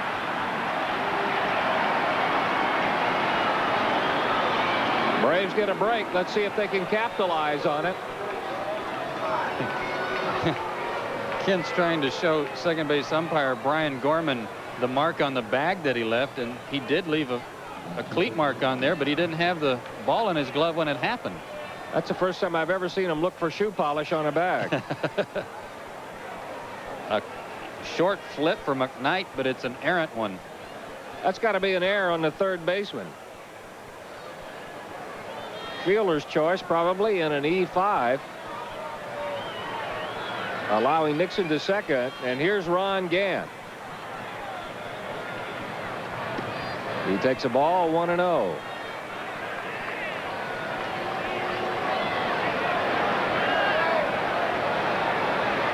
You want to generate any momentum, and the Braves have played well on the road this year. You've got to capitalize on innings like this. A leadoff single and a gift. Now they're at first and second. Down low, it's 2-0. That's why that first inning was, you know, important to get started on the right foot. Pick up a big inning in your first game on the road after being at home where you didn't play well. And yet Hillman was able to get out of that one without too much trouble. And you have a guy who has been really struggling later out on the mound, very tentative, but instead allowed him to get away with not really his best stuff in tentative pitches. And the same thing is true in the second inning. Nixon at second, Blauser at first.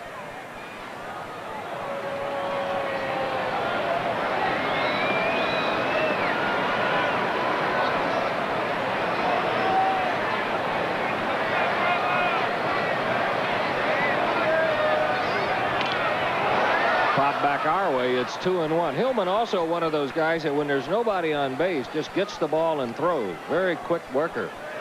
But once the Braves get base runners on, the big guy slows the pace down considerably. Facero did that on Sunday with the Expos. He seemed to breeze right along when he was in his windup. He suddenly got in his stretch position, and he wasn't as sharp out of the stretch. Hillman tonight has had the same trouble when he's had to work from that position.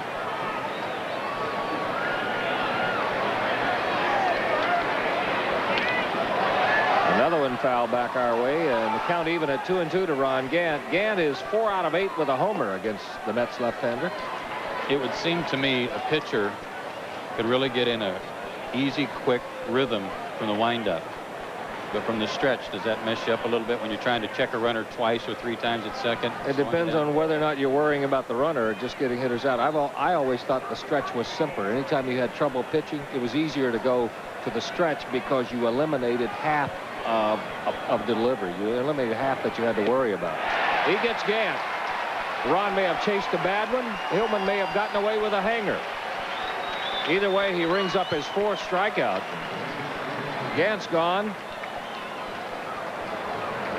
It did look like a ball, and they have been having some gopher problems here at Shea Stadium. And Ron Gant on the strikeout decided he'd help the groundskeeper out a little bit there. Frustration. One out for Fred McGriff. On a fielder's choice. 3-6 put out. A good play by Eddie Murray over there, and he's flied to left field. McGriff 2 out of 5 in his career against Hillman.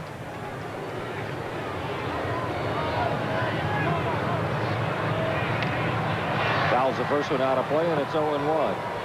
Good swing, and the reason it is because Hillman has started him with a breaking ball each of the first 2 times up. Fred was looking for it there and had a good hack at it. He was ready. He's a guy who's a legitimate power hitter. He hits 35 home runs a year, but in watching him, he looks like he might make more adjustments than most power hitters.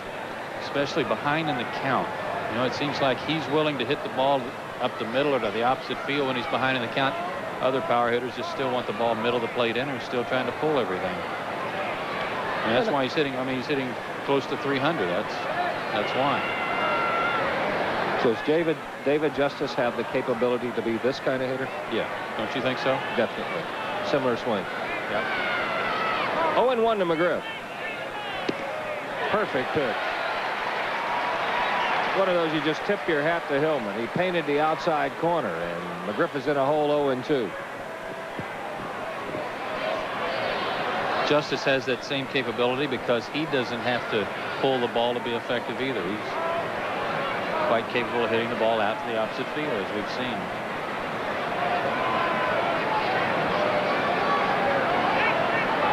Another pirouette by Hillman. And as he looked back at second, Nixon was still there.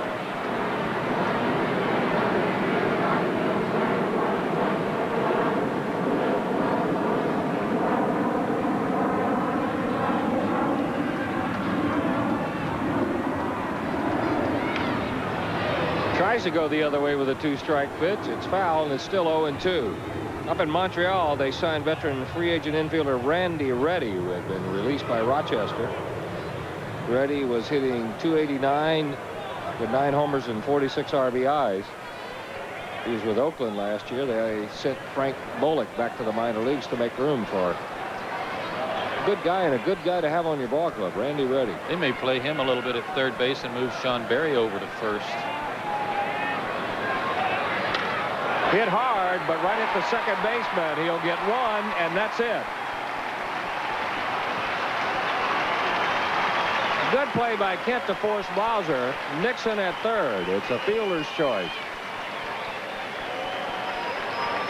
Nice stop, number 1, but watch this slide by Jeff going out, all out to try to knock Ken or Bogar off his feet. Clean slide, could reach second base. Dallas Green perhaps arguing differently, but Blauser definitely within reach of the bag as he went after the shortstop. Much different than a couple of plays we saw in Atlanta, Don, where I think Bobby Cox had some arguments when Blauser was taken out of some plays that cost the Braves some runs. Let's see. Oh, he got the bag as he went by. No argument there, but you're right. A couple of times in Atlanta, they're sliding into shallow right field. So if the Braves are going to do it, once again, they're going to have to do it with 2 outs, and it's up to Terry Pendleton. He's hit it on the ground twice. Went after the first pitch in the first inning in this situation. Takes a strike this time, and it's 0-1. Nixon at third, McGriff at first.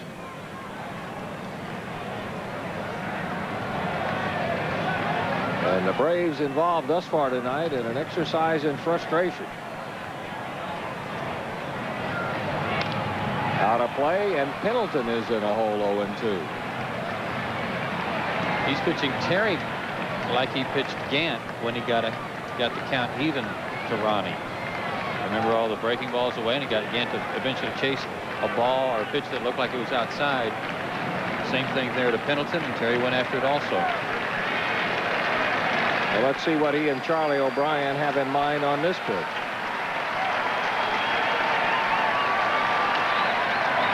Chopper toward the right side. And they're going to call out. McGriff is going to be out for interference. A ground ball hit toward Kent. And they're going to say that Fred McGriff interfered. Bobby Cox coming out to take up the argument.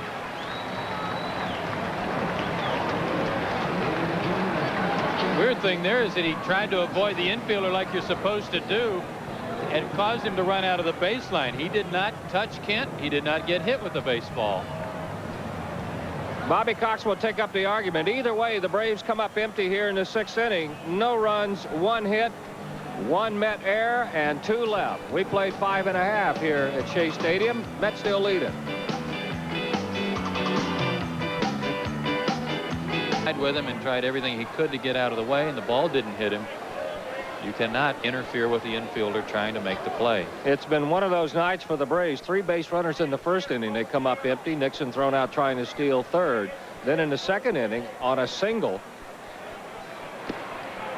here's the first pitch to the leadoff hitter Kent is high, and it's 1-0. On a single by Glavine, Lemke thrown out in a play after Glavine gets caught in a rundown, and in the inning-ending play on McGriff. Good fastball from Glavine, and he's shown more inside fastballs tonight, I remember, and a very lively one. Do you think that's because Barry Hill's back there? It could be. I think different catchers have different philosophies. There's really no one way to catch, but it looks like Damon may be more of a... That's off the end of the bat. Might stay in play for McGriff. Not back in the stands. It's 1-2. You see, Damon Berryhill used to catching Greg Maddux. Greg Maddux uses his fastball inside much like a breaking ball. And we've seen Tom Glavine do that. It's not a matter of is there a wrong or a right way. It's just a philosophy that works well for different catchers. And if your pitcher's in sync with you, which obviously Glavine is tonight, then it's working. There have been a couple of times where Tom had been in the stretch and stepped off, maybe not sure if that was a pitch he wanted to throw. Maybe it took him a second to get on the same page, but I like the fact that he's used more fastballs tonight. Got him on the fist with that one. It's out of play, and it's 1-2. I think for the most part, scouting reports are telling teams to lay off of Tom's changeup. Most of the time, he tries to get you to swing at one that's a little bit off the plate anyway. And by throwing it a lot early in the count, I think he gets himself in a hole where he has to give in a little bit. And then he follows it with a changeup, 2-2. By the way, one last note on that fielding play. According to the baseball rule, it doesn't matter if it's intentional or not. And obviously, McGriff was not trying to intentionally interfere. If you interfere, you're out. Good changeup. That'll take care of Kent here to start the inning and give Tom Glavine 6 strikeouts for the night. This is where, to me, his changeup is most effective. He gets a little bit deeper into a count, and then it's so effective when a guy's got to guard the plate a little bit. You can't take that borderline pitch, and now you're more susceptible to swing at that pitch than you are early in the count. Here's Charlie O'Brien. He's popped to short. He's flied to right. He's the guy who gunned out Nixon in the 1st inning, and he did it on a tough pitch, but made the throw right on the money. Curveball strike. There's something else there that really helps when he can get that thing over on the 1st pitch. Why doesn't he throw that more? You'll no say. I don't know. High and away, 1-1. That was a beauty that he started him with.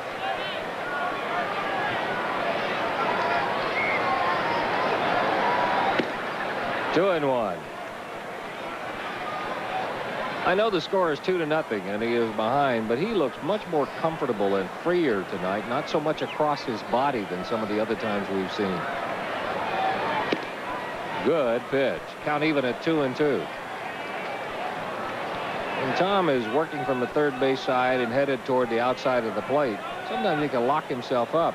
Makes it hard to hit the inside. I think when he throws inside more, it opens his delivery up more. Perfect pitch. Right on the fist. Because if you're a left-hander who's used to pitching away and you come inside, you've really got to make an effort to get the front side out of the way to get the ball into a right-hander. And now that's going to make those pitches away when you pull hard, make them tail even more. But you don't have to be as careful or as fine with it. Good delivery. Good mechanics tonight. I've never seen him pitch inside this much as he has tonight. Good changeup. He almost got O'Brien the bite. 3 balls and 2 strikes. And it was set up by that fastball, though. Again, the right-handers, another part of the scouting report is give up on the middle half of the plate. He's not going to pitch in there. Just look for everything away. Up the middle, broken bat, but it'll be a base hit for O'Brien. And O'Brien went down and got himself a good pitch. You mentioned tipping your hat a while ago. You got to do the same thing on that hit. Who are the 3 Mets on our Aflac trivia question? 3 Mets who led the National League in home runs for a season. Some big boppers. Only one still in a Met uniform, Howard Johnson, and he's on the disabled list along with scores of others. And if you try to read into a conversation he had in the newspaper today, it sounds like he thinks he'll be given an offer, and I got the feeling he'd like to come back here and play. Howard Johnson, that is. Well, Dave Kingman would too. Well, yeah. Here's Burnett. First pitch upstairs, and it's 1-0. 1 ball, no strikes.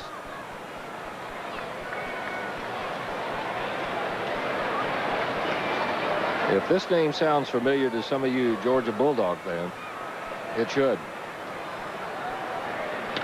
Lines this one down the right field line, but foul. It's 1-1. He's out of Oklahoma State University.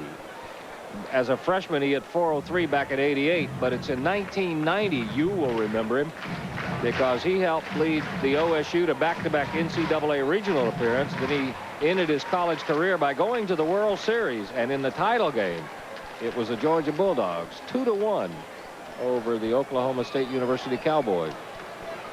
I believe Dave Fleming finished that game up for Georgia. He's now pitching for Seattle and having another good year after coming off the disabled list. Speaking of Seattle, we sure want to send along get well wishes to Brad Holman. Youngster out of the Auburn University at Montgomery, and a friend of my family's, and so we certainly hope he recovers quickly and everything's all right. Check the swing, doesn't matter. It's 1-2. That family's had their share of some injury problems the last few years. His brother Brian, a fine big league pitcher with Seattle, suffering through some arm injuries the last couple of years, but I'm sure they'll both be battling back before long. 1 ball, 2 strikes, 1 out. O'Brien at first. Off the end of the bat, Blauser backpedaling, Gant coming on, and Gant's going to take charge.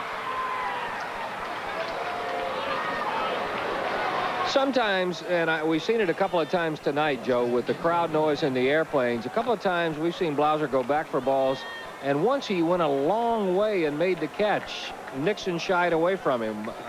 What's the thinking on that? Well, I think Otis made a good play when that happened. When Jeff made the catch, there was a jet overhead right at that moment. Otis probably could have made the play, but he knew Blauser would have no chance to hear him, and he just let Jeff make it backpedaling so that there would not be a collision. It was a smart play on Otis's part. Here's Bogert. He's single and he's walked. Boy, you play here, there's more to it than just running, throwing, and catching it, hitting it. Well, and there's always an auditorium full of media behind the batting cage before every game, too. Bogert comes up empty, and it's 1-1. Out of Indianapolis, Indiana. Now lives in Kankakee, Illinois. He went to Eastern Illinois University. The Mets have a lot of NCAA Division I players on this roster and in their organization. This guy hit .408 at Eastern Illinois back in '87. Takes it high, and it's 2-1. Clubs have different philosophies. Some clubs like to draft out of high school and teach them their way. Others let a university take care of part of the minor league seasoning for them. Don't you think a lot of that's dictated, too, by your big league ball club about your present needs? If you need somebody right away, you're more apt to take a college player. If you've got a team pretty set like Atlanta right now, you're more inclined to stock up your lower minor league teams and let those guys work their way up. Which the Braves can do now because there's a whole major league roster at Richmond right now, and some very young talent right up here. Chicago White Sox seems to be a club that always does well drafting out of universities. But they had some pressing needs a couple of years ago, and they took the likes of Jack McDowell. Full count to Bogert. They also got a break when they got Alex Fernandez, who had been drafted in the first round, I believe, by Milwaukee a few years ago, and then decided not to sign and played some college ball before he went back into the draft. Full count to the Mets shortstop. McGriff will back up a step. He'll give O'Brien a running jump. That's foul back our way. Booted by Pete Van Wieren, and Skip Carey will climb out from under the table. Wave to the audience.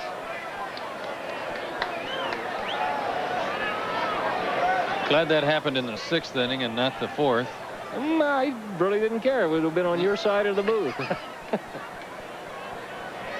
That avoid Pete. That is a baseball.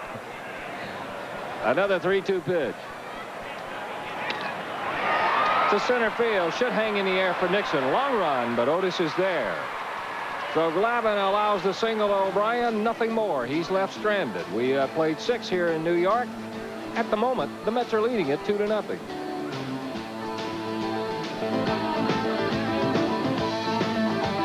That's after 6 innings of play, and a reminder that a big-time golf event's coming up on TBS later this week. The 75th playing of the PGA Championship begins this Thursday on TBS at noon Eastern. All 4 rounds from the Inverness Country Club can be seen on TBS this weekend with Bob Neal, Bobby Clampett, Donna Capone, and Craig Sager calling the action. Tune in then for the PGA Championship from Toledo. TBS will have about 16.5 hours of that. Justice will lead it off. He takes a ball from Hillman, who wanted to call. That telecast is going to bring together probably 2 of the best golf producers of the day, Frank Shirkinian and Ken Nolan. So the killer man. Ground ball, right side. Murray's a long way from home, but Hillman is there. Good play by the big pitcher. If you're keeping score 4-1 on the putout, 1 gone here in the 7th inning. This is almost like Fred McGriff cutting in front of Jeff Ken again. This time it's his teammate. It's not one first baseman, it's the other. Uh-huh. Good play both by Kent and by Hillman. Who's your pick in the PGA? Boy, it's hard to go against Price. You want me to go with my head or with my heart? Your head. I'd probably go with Nick Price. My heart says Paul Azinger. Barry Hill's a hitter. There's strike 1. Fred Norman. Greg Norman. 0-2. Not Fred Norman, Greg Norman. Steve Bedrosian starts to throw. He will not win the PGA. Glavine's spot in the batting order. The 4th one up of the inning, 3 from now. If the Braves get something going, you might expect a pinch hitter for Tommy.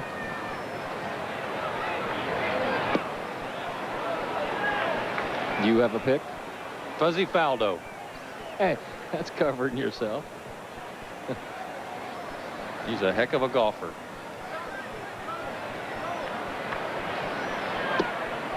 Count even at 2-2 to Berryhill. That was Roy Rogers' sidekick in all those Western movies, wasn't it? Yeah, I think so. Flitting from topic to topic. 2-0 match. 2-2 to Berryhill. Ball 3. Hillman came into the night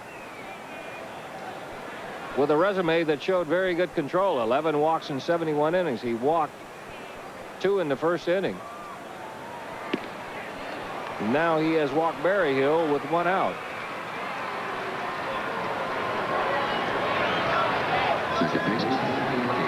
Third walk of the night issued by Hillman. They bring up Mark Lemke. It's never a good time to walk anybody. However, bottom of the order, he's already got 1 out. Got the catcher with catcher speed at first. Maybe he can get out of it yet again. Although that guy on deck may have something else to say about it. Nobody throwing in the Mets bullpen. To left field. Fairly deep. On the run is Gallagher. At the warning track, he'll catch up to it. So Lemke flies to left field. 2 gone. And Joe, he may have caught that right near the end of the bat. Just missed it a little bit. But what was, to me, real impressive was the textbook defense employed here by Gallagher. He didn't drift on the ball. He went back where he thought the ball was going to come down. set up, and he was in a position to throw, even though it got to the warning track. That's what we were talking about, his defense. Lemke's gone. Berrio makes it back to first, and sure enough, here comes a pinch hitter, Francisco Cabrera.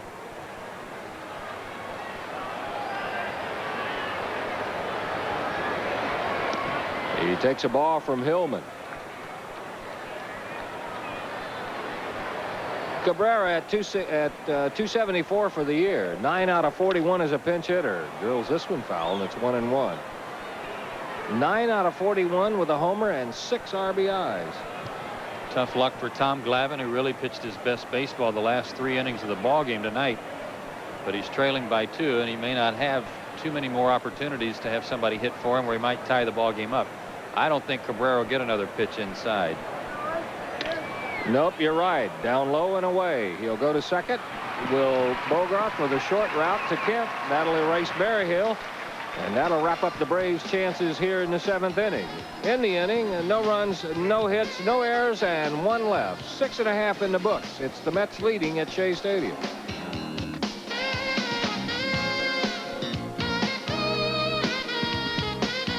As we go to the bottom half of the 7th inning, more Braves baseball coming your way. Tomorrow night, 7:30 Eastern Time. For you folks in the Southeast, Sports South will be bringing it to you. That'll be Ernie Johnson Sr. and Tommy John with the ball game. Greg Maddox against Sid Fernandez. And then we'll be back with you Thursday night. John Smoltz against Doc Gooden at 7:35 Eastern Time. Another good matchup in Game 3 of this series. Coming out of the bullpen, it's Steve Bedrosian. You see his record there. Bedrosian, quite a story for the Braves this year. Remember, in spring training, everybody was wondering, could he pitch? Then coming out of spring training, would he stay? Not only has he done it, but he has pitched exceptionally well for the Braves. For Bedrosian, this is his 33rd appearance. The league hitting 192, and Hillman will lead it off in the Mets half of the 7th. First pitch swinging comes up empty, and it's 0-1. Down in Stockbridge, Georgia, Herschel and Dorothy Williams looking in tonight. They never miss a Braves ball game. Some of the true loyal fans of the Atlanta Braves. 0-2 to Hillman. Kind of like to throw the strike zone this big all the time, wouldn't you? Ooh, man, look at this. There's no way you can pitch him high. 0-2. You'd like to try, though. You get a Henny Moty you'd like to see, wouldn't you? I'd just love to see what a hanging curveball that this guy would look like. Jump ball. 0-2. If he were smart, he'd take a U-turn here and go think about getting people out. Well, smart or not, he's going to take a U-turn. Bedrosian comes on, punches out the pitcher. Good start. We'll go to the top of the order, and Ryan Thompson.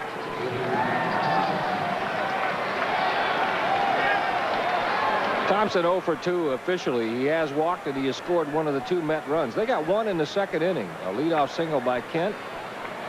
O'Brien popped out. Burnett's grounded out, and then Bogar singled him home. Bedrosian showing a good fastball. We've heard some pretty impressive numbers from the scouts' radar guns on Bedrosian's fastball. Popped a few in there, some 90 fastballs in there on occasion. His arm strength, I think, is the key to him this last couple of months. Good breaking ball there, down low, though, and it's 1-1. Mets got their next run in the 3rd inning. A leadoff walk to Thompson. McKnight single. Murray grounded into a 5-4-3 double play, run scoring on it. Just off the corner, 2-1.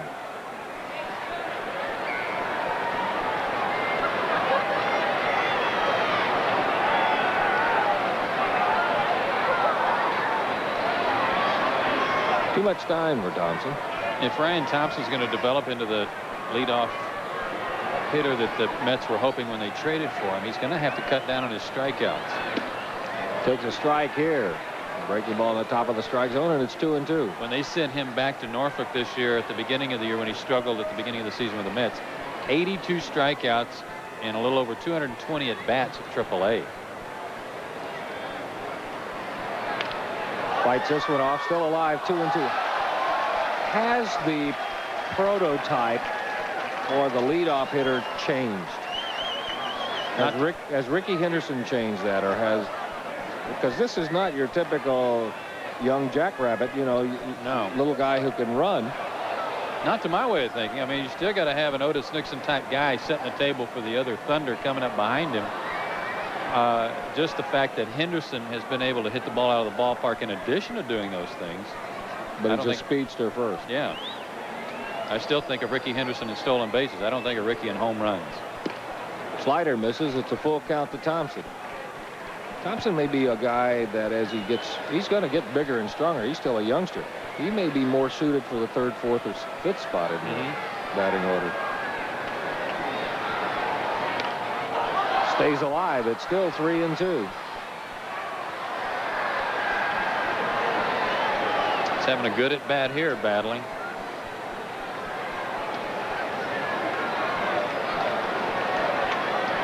He's making better contact at the big league level than he was in the minors. 24 strikeouts and 97 at bats. Hits this one on the button and gets a base hit out of it. Hit number 7 for the Mets. A little insurance at first. 1 out for McKnight. He already has 2 hits tonight, 2 out of 3. With this lineup that Dallas Green has to employ now with so many injuries and people who are not available to him, like Vince Coleman, they are more like Montreal in that they seem to try to manufacture a few more runs like they did in the 2nd and 3rd inning. Hit and run plays, moving runners over, doing a little more situational type offensive plays.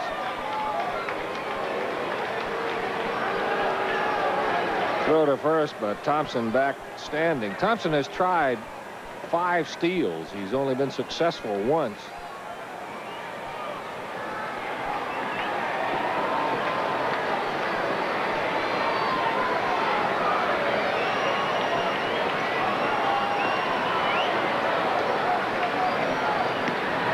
Ottawa shut out those Richmond Braves we were talking about earlier on 2 hits. And guess who got the save? Former Brave Yorkie Perez. 10,000 people in Ottawa tonight for that ball game. Off the fist, out of play, and it's 0-1. McKnight at 256, a homer and 9 RBI.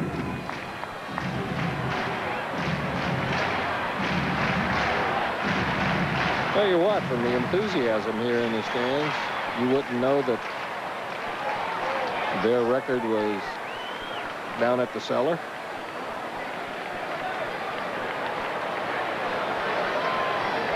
They're trying to generate a little more offense. Close at first, but he's back standing.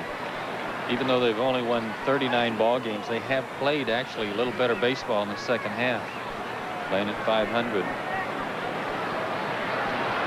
There's so many distractions.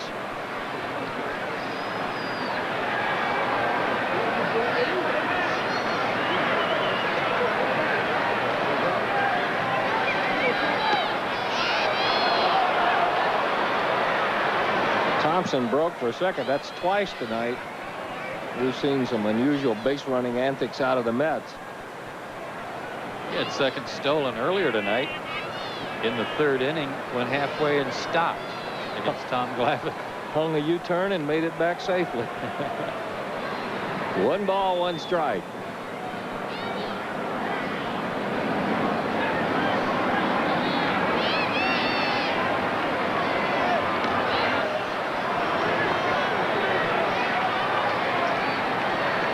The graphic we showed you, the Mets 12-12.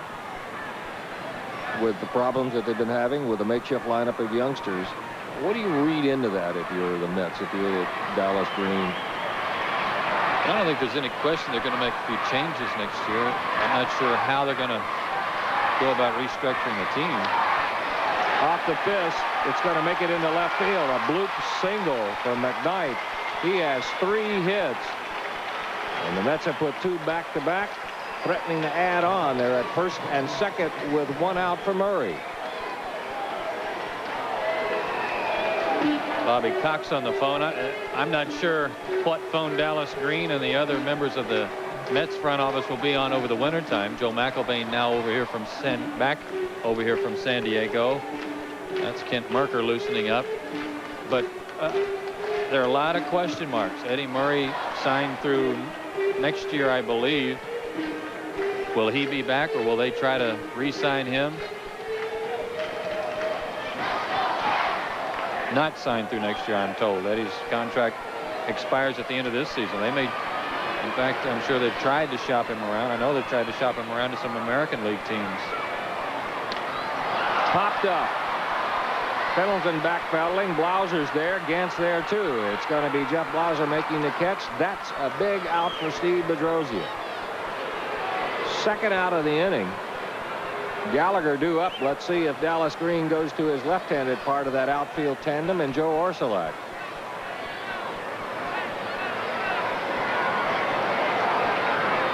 Yep, he's going to. That's Orsulak there putting on his hitting gloves.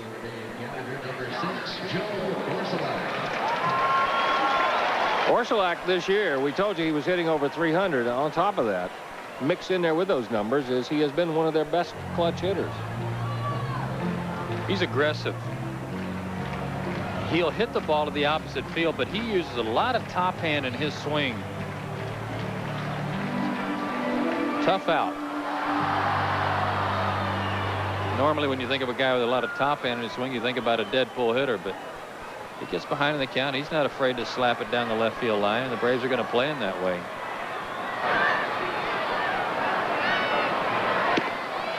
You know, with all the distractions here, and much have been publicized and chronicled, it's great to see a guy like Joe Orsulak who's having a good year, because not only this other stuff, nothing to what he's had to battle through. He is a youngster who's had to undergo surgery, and you know, it's been tough on him and his family, but he has maintained his ability to perform here, and certainly we wish him, his family, and his youngster all the best. Right. You know, and a lot of guys, Steve Bedrosian has been in that same spot. You come to the ballpark hoping to kind of lose yourself in the game a little bit. You come here and it's more of a zoo here. That is tough. Out of play, and it's 1-2 to Orsulak.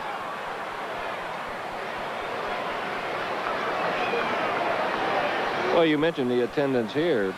Still good. Besting that at Yankee Stadium. 27,181 in tonight.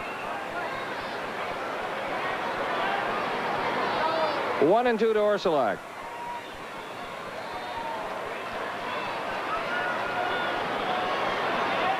Barry Hill wanting to run through the signs again. Like most pitcher-catcher combinations, with a runner at second, use a combination of signs, not just one.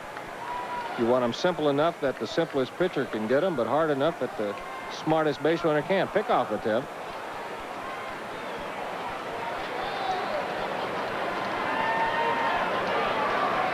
Thompson at second. McKnight at first. Mets lead at 2-0. They put 8 hits on the board.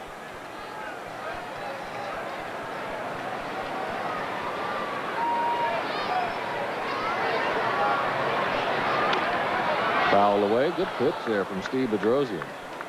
1 ball, 2 strikes. We were talking about Gallagher earlier, about how can a guy who's done what he's done keep modeling different uniforms. How about this guy at Pittsburgh and at Baltimore, a lifetime .280 hitter? Signed as a free agent by the Mets last year. Baltimore let him go. But Baltimore has a bunch of young outfielders, don't they? Yeah, they got Mike Devereaux from the Dodgers. They acquired Brady Anderson from the Red Sox a few years ago. And they've been developing a few guys. That Jeffrey Hammonds looks like a fine player, too, that they drafted out of Stanford. To center field, Nixon was shaded over there. He'll come in a few steps, and Bedrosian gets out of the hot water. For the Mets in the inning, no runs, a couple of hits, a couple of left stranded. We head to the 8th inning. Braves need 2 to get it all even.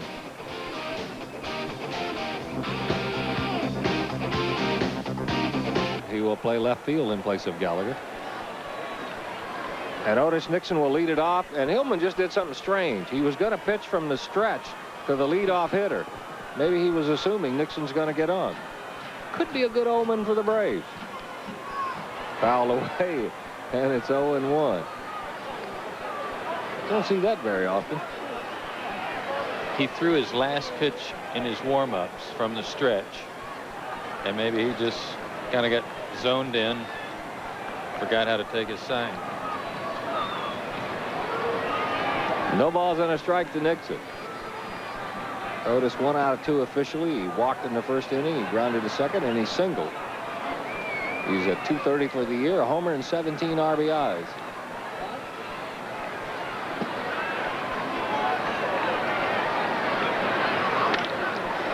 Base, no, it is a base hit. Good hustle and a good try by Thompson. Otis didn't know he missed it. Otis was about to head back to the dugout. He thought he made the play, and Thompson thought he should have made the play. He may have hurt himself, too. Thank heavens that Pat Corrales, who's patting his heart right now, got Otis's attention. It looked like he caught it because it was hard to see the baseball in that white jersey there, but obviously he didn't. Otis rounded first and was just right on the edge of the grass headed to the dugout when Corrales got his attention. More than just a traffic cop. Patrick, nice job. So Otis is at first. Here's Jeff Blauser. He takes a strike, and it's 0-1. That's all the Braves would have needed. Well, it would have fit right in with the way some of the other stuff has gone tonight. Blauser 1 out of 3. Single, fly to right, grounded into a fielder's choice.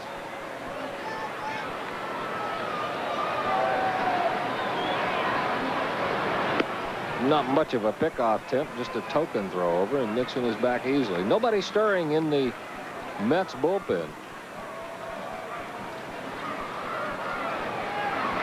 And it looks like Mark Wohlers is starting to throw down in the Braves bullpen. Swing and a miss by Blauser. 0-2. And there is Mark Wohlers.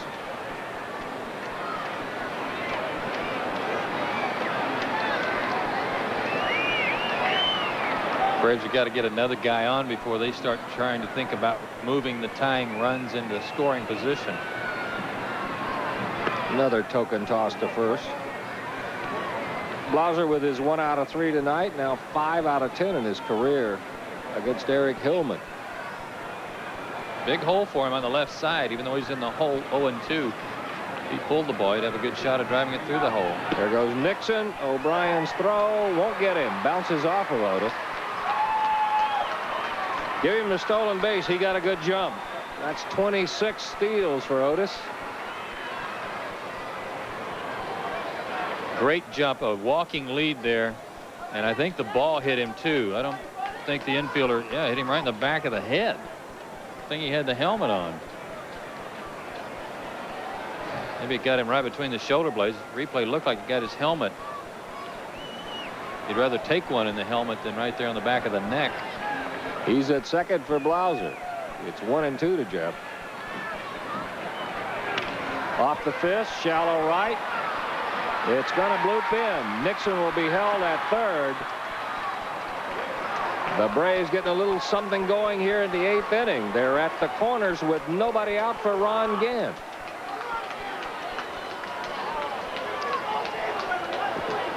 Poor Otis has had a couple of balls like this in the last 2 ball games. Remember the one that Ronnie Gant dropped in out in right center field at home and Otis couldn't move to third?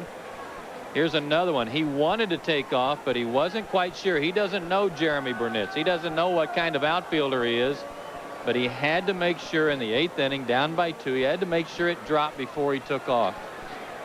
He picked up Jimmy Williams getting to the bag. Once he rounded the bag, turned and watched the throw. If there had been a misplay, then he could have made it on home. Young and Shorrock. Anthony Young, the right-hander, Shorrock, the lefty. First pitch to Gant, hit to right field. It's going to be deep enough to score Nixon. Blauser back for the tag. He'll stay there. The Braves dent the scoreboard. It's 2-1 Mets. Sac fly for Ron Gant, giving him his 74th RBI of the year.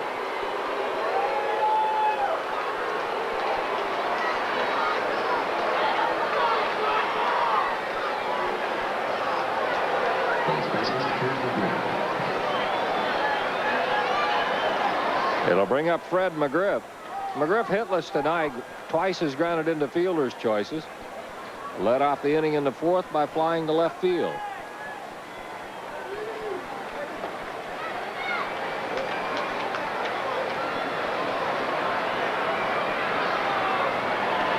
That was close to a balk. He doesn't get too far off that pitching rubber, does he, when he steps off, breaks his hands? There's so much of it. Maybe there's too much to watch for the umpires. They can't keep track of it all at the same time. Bob Davidson could spot it. Yeah. Bob Davidson can spot some that I certainly never seen.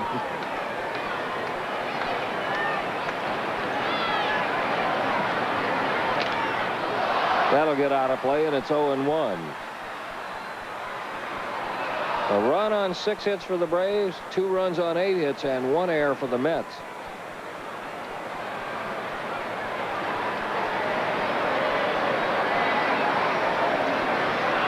Don't look for Jeff Blauser to be running here with McGriff at the plate.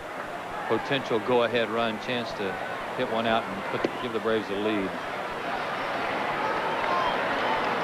Normally, it seems like I remember the old rule of thumb is if you got a left-hander up, don't run, leave the hole open. McGriff would contradict that theory a little, right? Under a different set of circumstances. Yeah, I think so. That's headed toward the hole and through. Blauser will take it to third.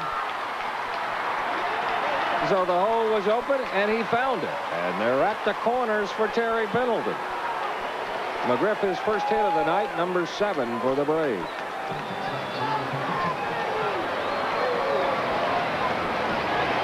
He just pounded this one right into the ground, but it was hard enough to bounce over Murray's head, who was holding the runner on. He's playing normal position back behind the runner. He makes that play easily. Dallas Green out to talk to his pitcher. Dallas Green, one of the few pitchers that has had any success as a manager. And Eric Hillman, one of the few guys Dallas Green's ever had to look up to. What is he, 6'5"? 6'6", I think. 6'6". I'm a little surprised you're going to stay with him here personally, but the reason I say that, not because he seems to be tiring or anything, but Hillman's had some trouble his last 2 starts. He's been beat up pretty hard. The league average against him up to 304 coming into this start. Maybe he's gotten to a point where he doesn't want to go to that bullpen that has given up a lot of go-ahead and tying runs for the Mets starting pitchers. Here's Pendleton. First one hit on the ground, through in the right field. McGriff will stop at second. It's an RBI for Pendleton, and we're tied at 2.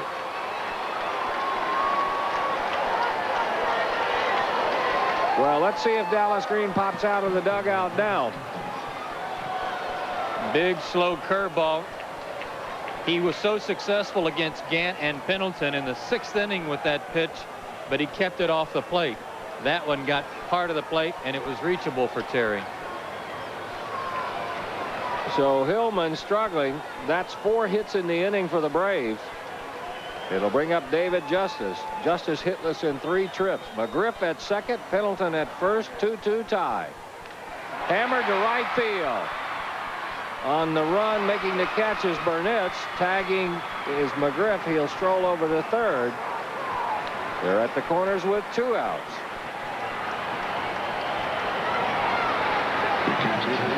And Justice hit it right on the button. He hasn't fooled anybody this inning, has he? Gant made an out on a sac fly that he didn't miss very much. He's given up 4 base hits, and Justice has hit it right on the button. Here comes Damon Berryhill. A last-minute insertion into the lineup just before the game in the place of Greg Olson. He is 0 for 2 officially. He's drawn a walk.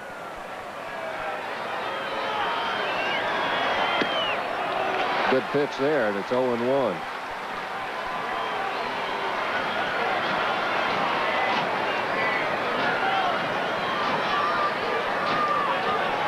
McGriff at third, Pendleton at first. Hit on the ground and through. Booted by the third baseman McKnight. It lets McGriff score, and the Braves have taken the lead 3-2.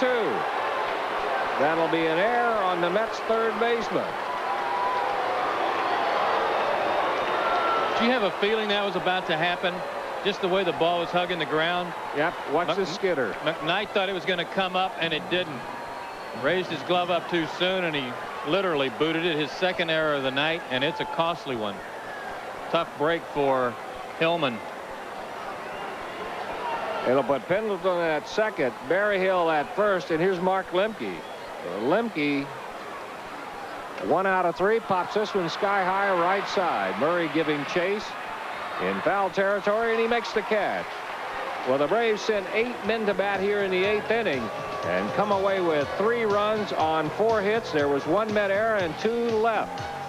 As we head to the bottom of the 8th inning, Braves lead at 3-2.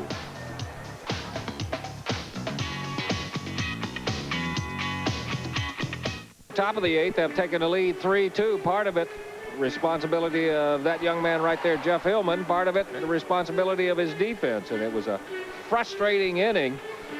Watching him get upset's kind of like watching a sequoia shake, isn't it? Oh, tell you, you don't want to be around either. Well, I noticed when he came in, he was very visibly upset, went down the tunnel, and Dallas Green followed him down. I don't know that you got to be 6'6" if you're going to track him down the tunnel. It was a good outing for Hillman. He may still be in there. But you could see how that inning was a very frustrating one for him, a very exciting one for the Braves. They lead at 3-2, turn the reins over to Mark Wohlers. You see his record. Bedrosian, 1 inning, 2 hits. He struck out 1, didn't walk anybody. If the Braves can hang on, Steve Bedrosian would be the winning pitcher.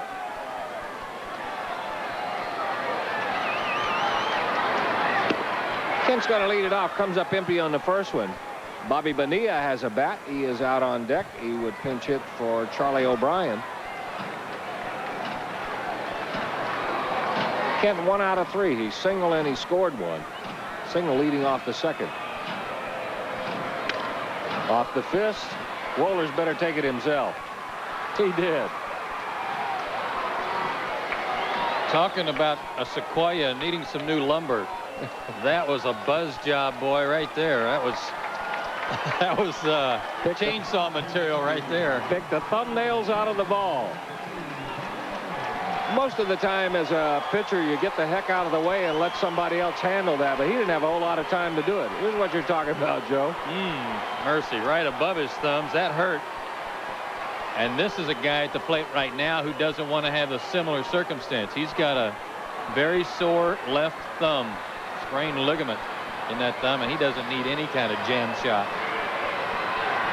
First pitch is high, and it's 1-0. I think there'd be the temptation, if you knew that, to try to run one in there. This is the first time that Bonilla has pinch hit this year. High again, and it's 2-0. Somewhere, just in watching Mark Wohlers on his first couple of pitches, I'll bet somewhere in the scouting report it says keep the ball up on Bonilla. Absolutely, left-handed especially. Because you can see he's trying to keep it up too high instead of getting that first strike. Little heat there. Looking for the local and got the express, and it's 2-1. I know you and I have both played with a lot of guys who hit home runs, who like to face guys like this, just to see if they could turn that fastball around, because they'd like to go up there and swing just as hard as that guy was throwing it. Wohlers doesn't want to walk him.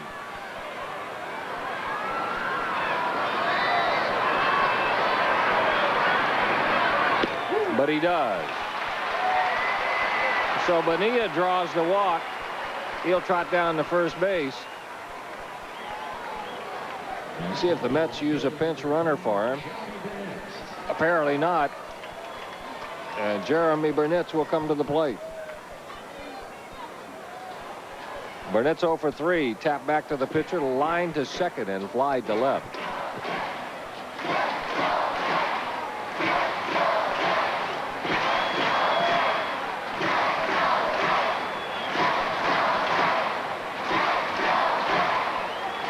Burnett set a Mets rookie record on Thursday with 7 RBIs in a ballgame. He's at 300 for the homestand for the Mets. A little bit tardy, and it's 0-1. You know who he reminds me of? Only a guy who hits right-handed, though. When he sets his jaw right there on his right shoulder, reminds me of Robin Yount, the way Robin likes to set his jaw right on his front shoulder. And look right over it. Right.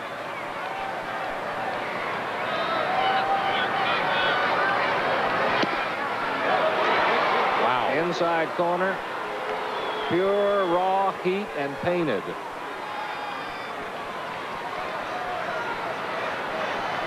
Berryhill wanted it away also.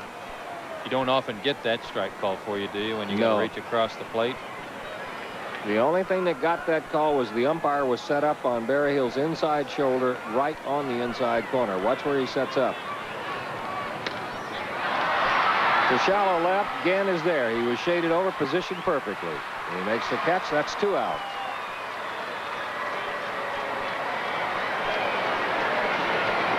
Tim Boger is due up.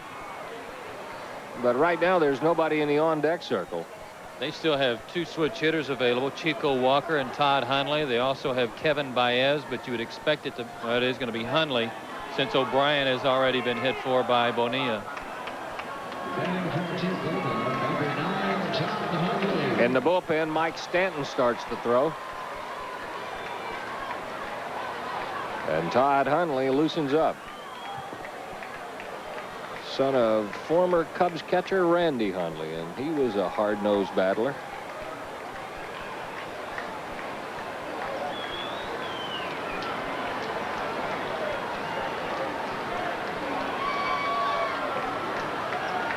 They've been running a thing here in the New York paper about 1978, the year the Yankees came from so far off the pace to win the playoff game. Homer. Right.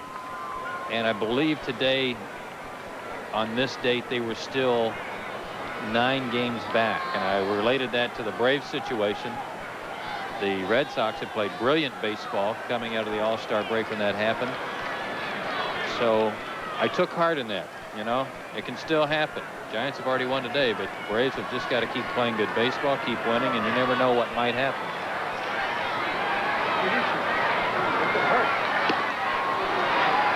First one to Hundley, some belt-high heat, and it's 0-1 for Hundley. This will be the 11th time he's come up as a pinch hitter. He's 2 out of 10.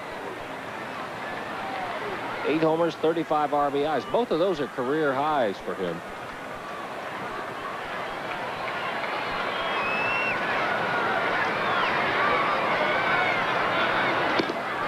Just off the corner, and it's 1-1.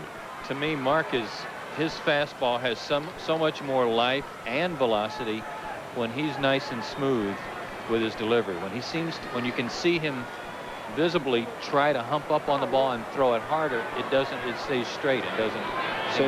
Same is true with Kent Merker too. That had some giddy up on it. It's hammered to center, but there's plenty of ball yard out there, and Otis Nixon will track it down. So Wohlers gets Hundley. The Mets get a base runner. He's left standing. We have put 8 complete in the books here at Shea Stadium, and the Braves are on top 3-2.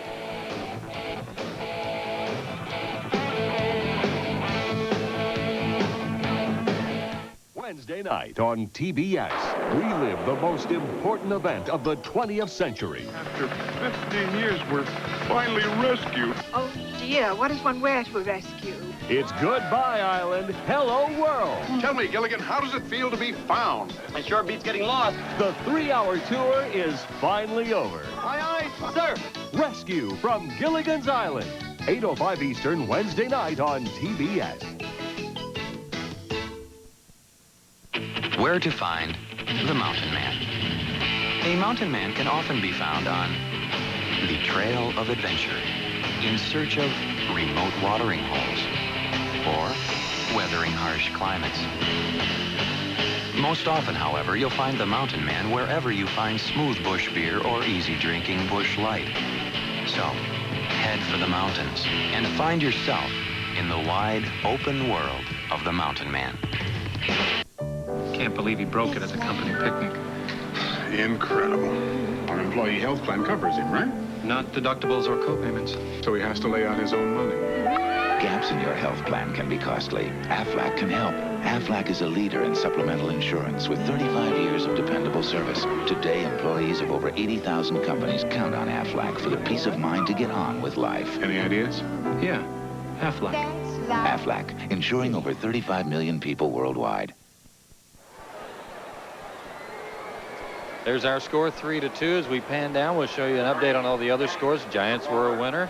Philadelphia, a final now over Montreal. Chicago and Florida still tied now, and they're in the 10th inning. St. Louis and Pittsburgh also tied now in the 9th. The other 2 games in the National League, not yet underway. American League scores. Boston now finally shut out the Yankees. Detroit clobbered Baltimore. Toronto a winner. They keep their lead. Chicago about to close out Oakland. Milwaukee and Cleveland tied in the 8th. California, Texas, a 2-run ball game. Bill Pacota's going to pinch hit here. Defensive changes for the Mets. Bonilla stays in. He's at third. McKnight moves over to short. And Todd Hundley behind the plate catching. 1-1 to Pacota. For Wohlers, he went 1 inning. He walked 1, and that's all you write down in your scorebook. Pacota's had himself a good year, and I tell you, he is a better hitter than I remember. Hammers this. A good stop by Bonilla. Can he throw him out? Yes, he does. Dial 911. He has been robbed. That's a good play for Bobby Bonilla. He started his career as a third baseman, moved back and forth from third to the outfield. He took a lot of ground balls over there today during batting practice. Didn't take any BP because of the thumb, but that extra work at third certainly paid off. That was a great play. 1 gone. Top of the order, Otis Nixon. Nixon 2 out of 3. Takes a strike. 0-1.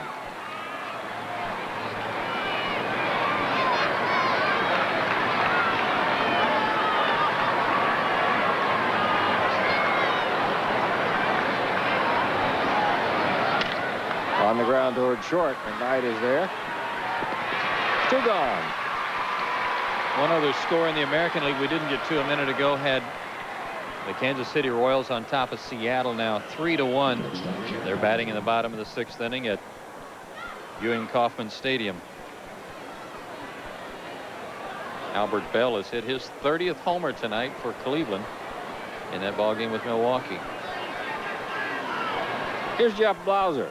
Blauser has a couple of hits tonight, too. That's good to see. Jeff was struggling, admittedly a little bit tired. Single in the first. He single in the 8th, scored 1 of the runs. To right center, a long run for Thompson. He could eat up some real estate. He's there. It's an easy inning for Hillman here in the ninth. Braves go 1, 2, 3, and quietly Mets coming up. Braves looking for 3 outs. They lead it 3-2.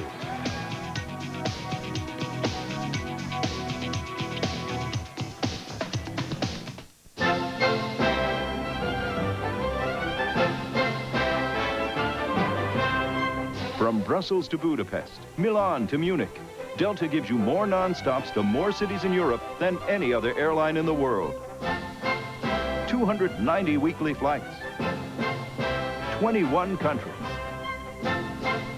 More Europe, more often. Nobody gives you more of Europe than Delta Airlines. Hey, I like to save money as much as the next guy. But what are the odds that there's going to be a sale on the parts you need when your car breaks down? Hey, it's not going to happen. That's why I go to AutoZone. I mean, sure, you can wait around for a couple weeks and maybe beat their price by a few pennies someplace else. But I don't want to wait for a sale when I need a part.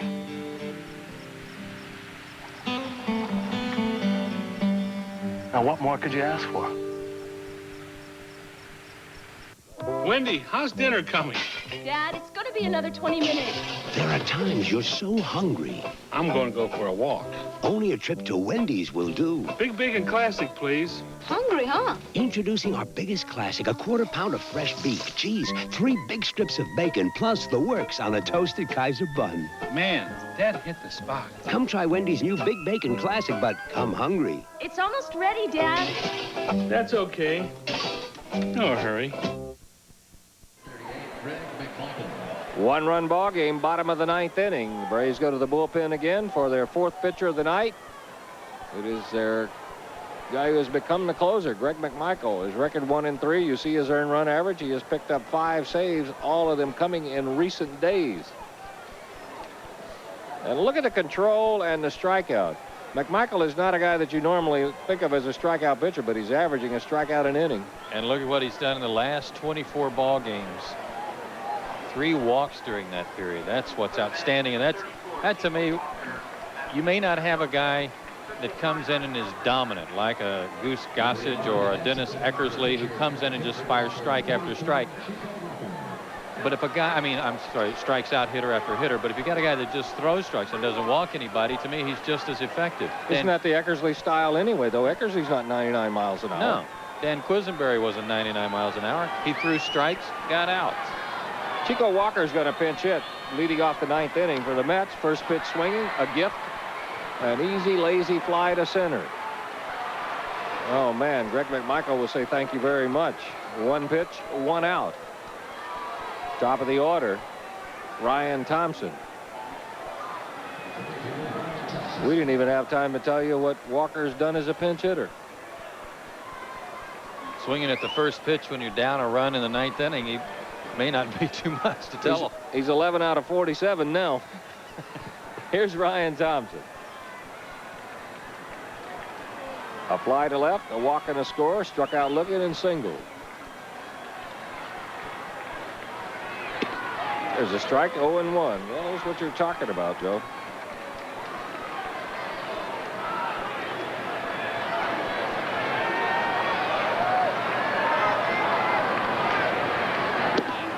Good pitch, and it's 0-2. Do you think anybody in their right mind envisioned in spring training this guy closing games in August? Nobody that we don't visit somewhere on weekends. Yeah. Or who can't come to the park without an escort. No. Right. No. He's earned it. Yes, he has.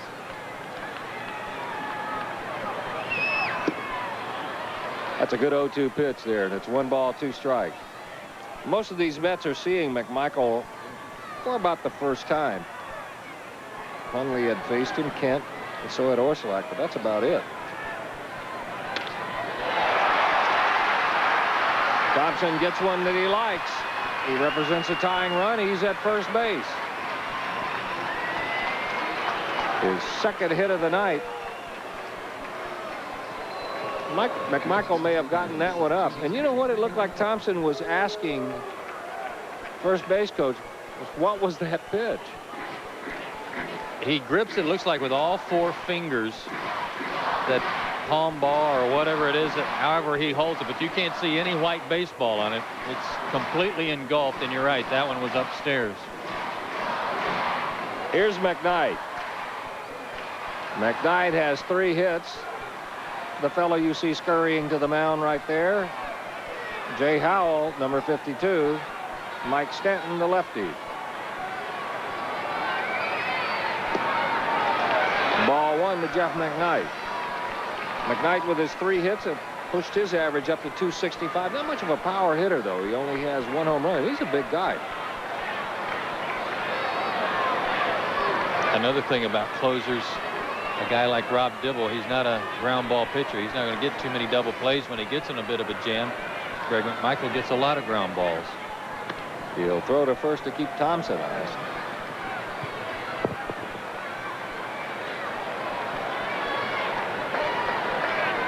McKnight is grounded into 7 double plays. That's second on the ball club. Eddie Murray leads it with 21. There's a strike, and it's 1-1.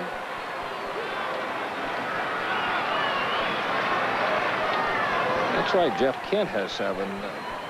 McKnight has only grounded into 1 double play.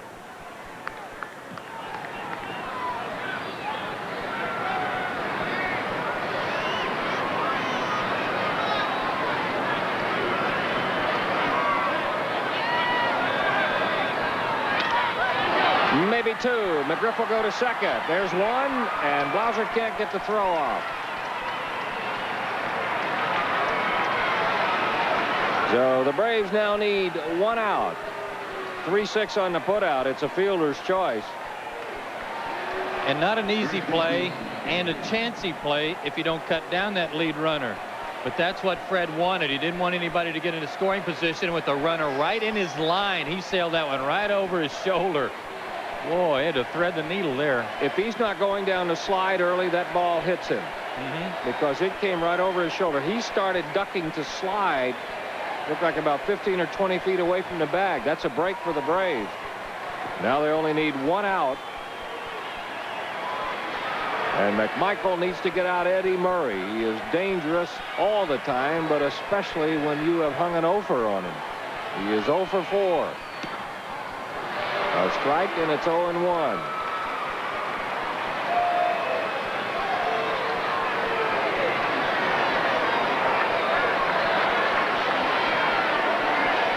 Of his 18 homers, 11 have been hit left-handed.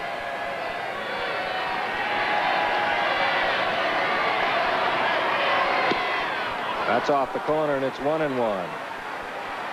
Murray's one of those switch hitters who has always wanted his stance from the left side to be a mirror image of the right side. And it is.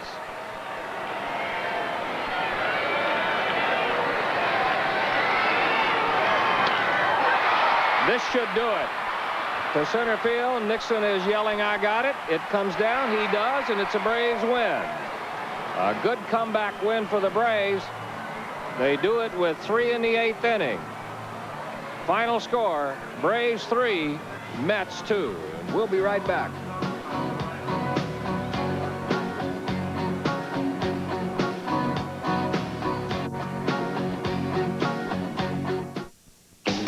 What does it take to be a mountain man? Do you need a big horse? Do you need a deep tan? Do you have to have a saddle? Do you have to have the gear? Well, the simple truth is you just gotta have the beer. Bush beer, an easy drinking Bush Light. Have you got what it takes to be a mountain man? What does it take to live a mountain man's life? Get smooth Bush beer is a drinking Bush Light.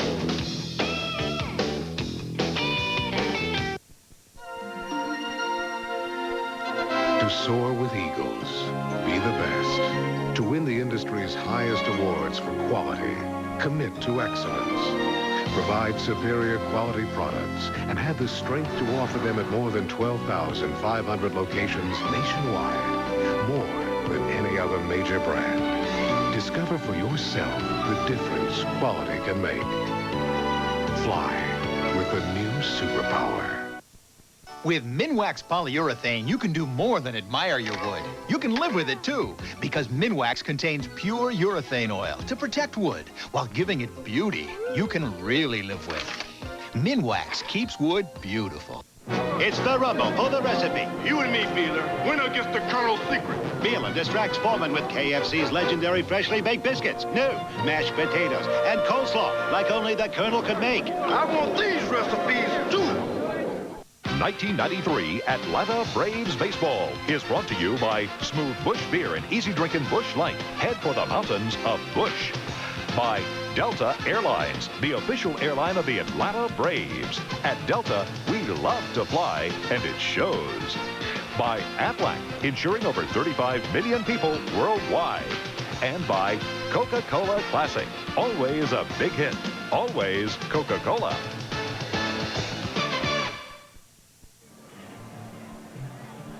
Good start to the road trip. The Braves have now won 10 of their last 12 games on the road, and they beat the Mets tonight by a score of 3-2 and do it in come-from-behind fashion. 3 runs, 8 hits, no errors, and 8 men left on base for Atlanta.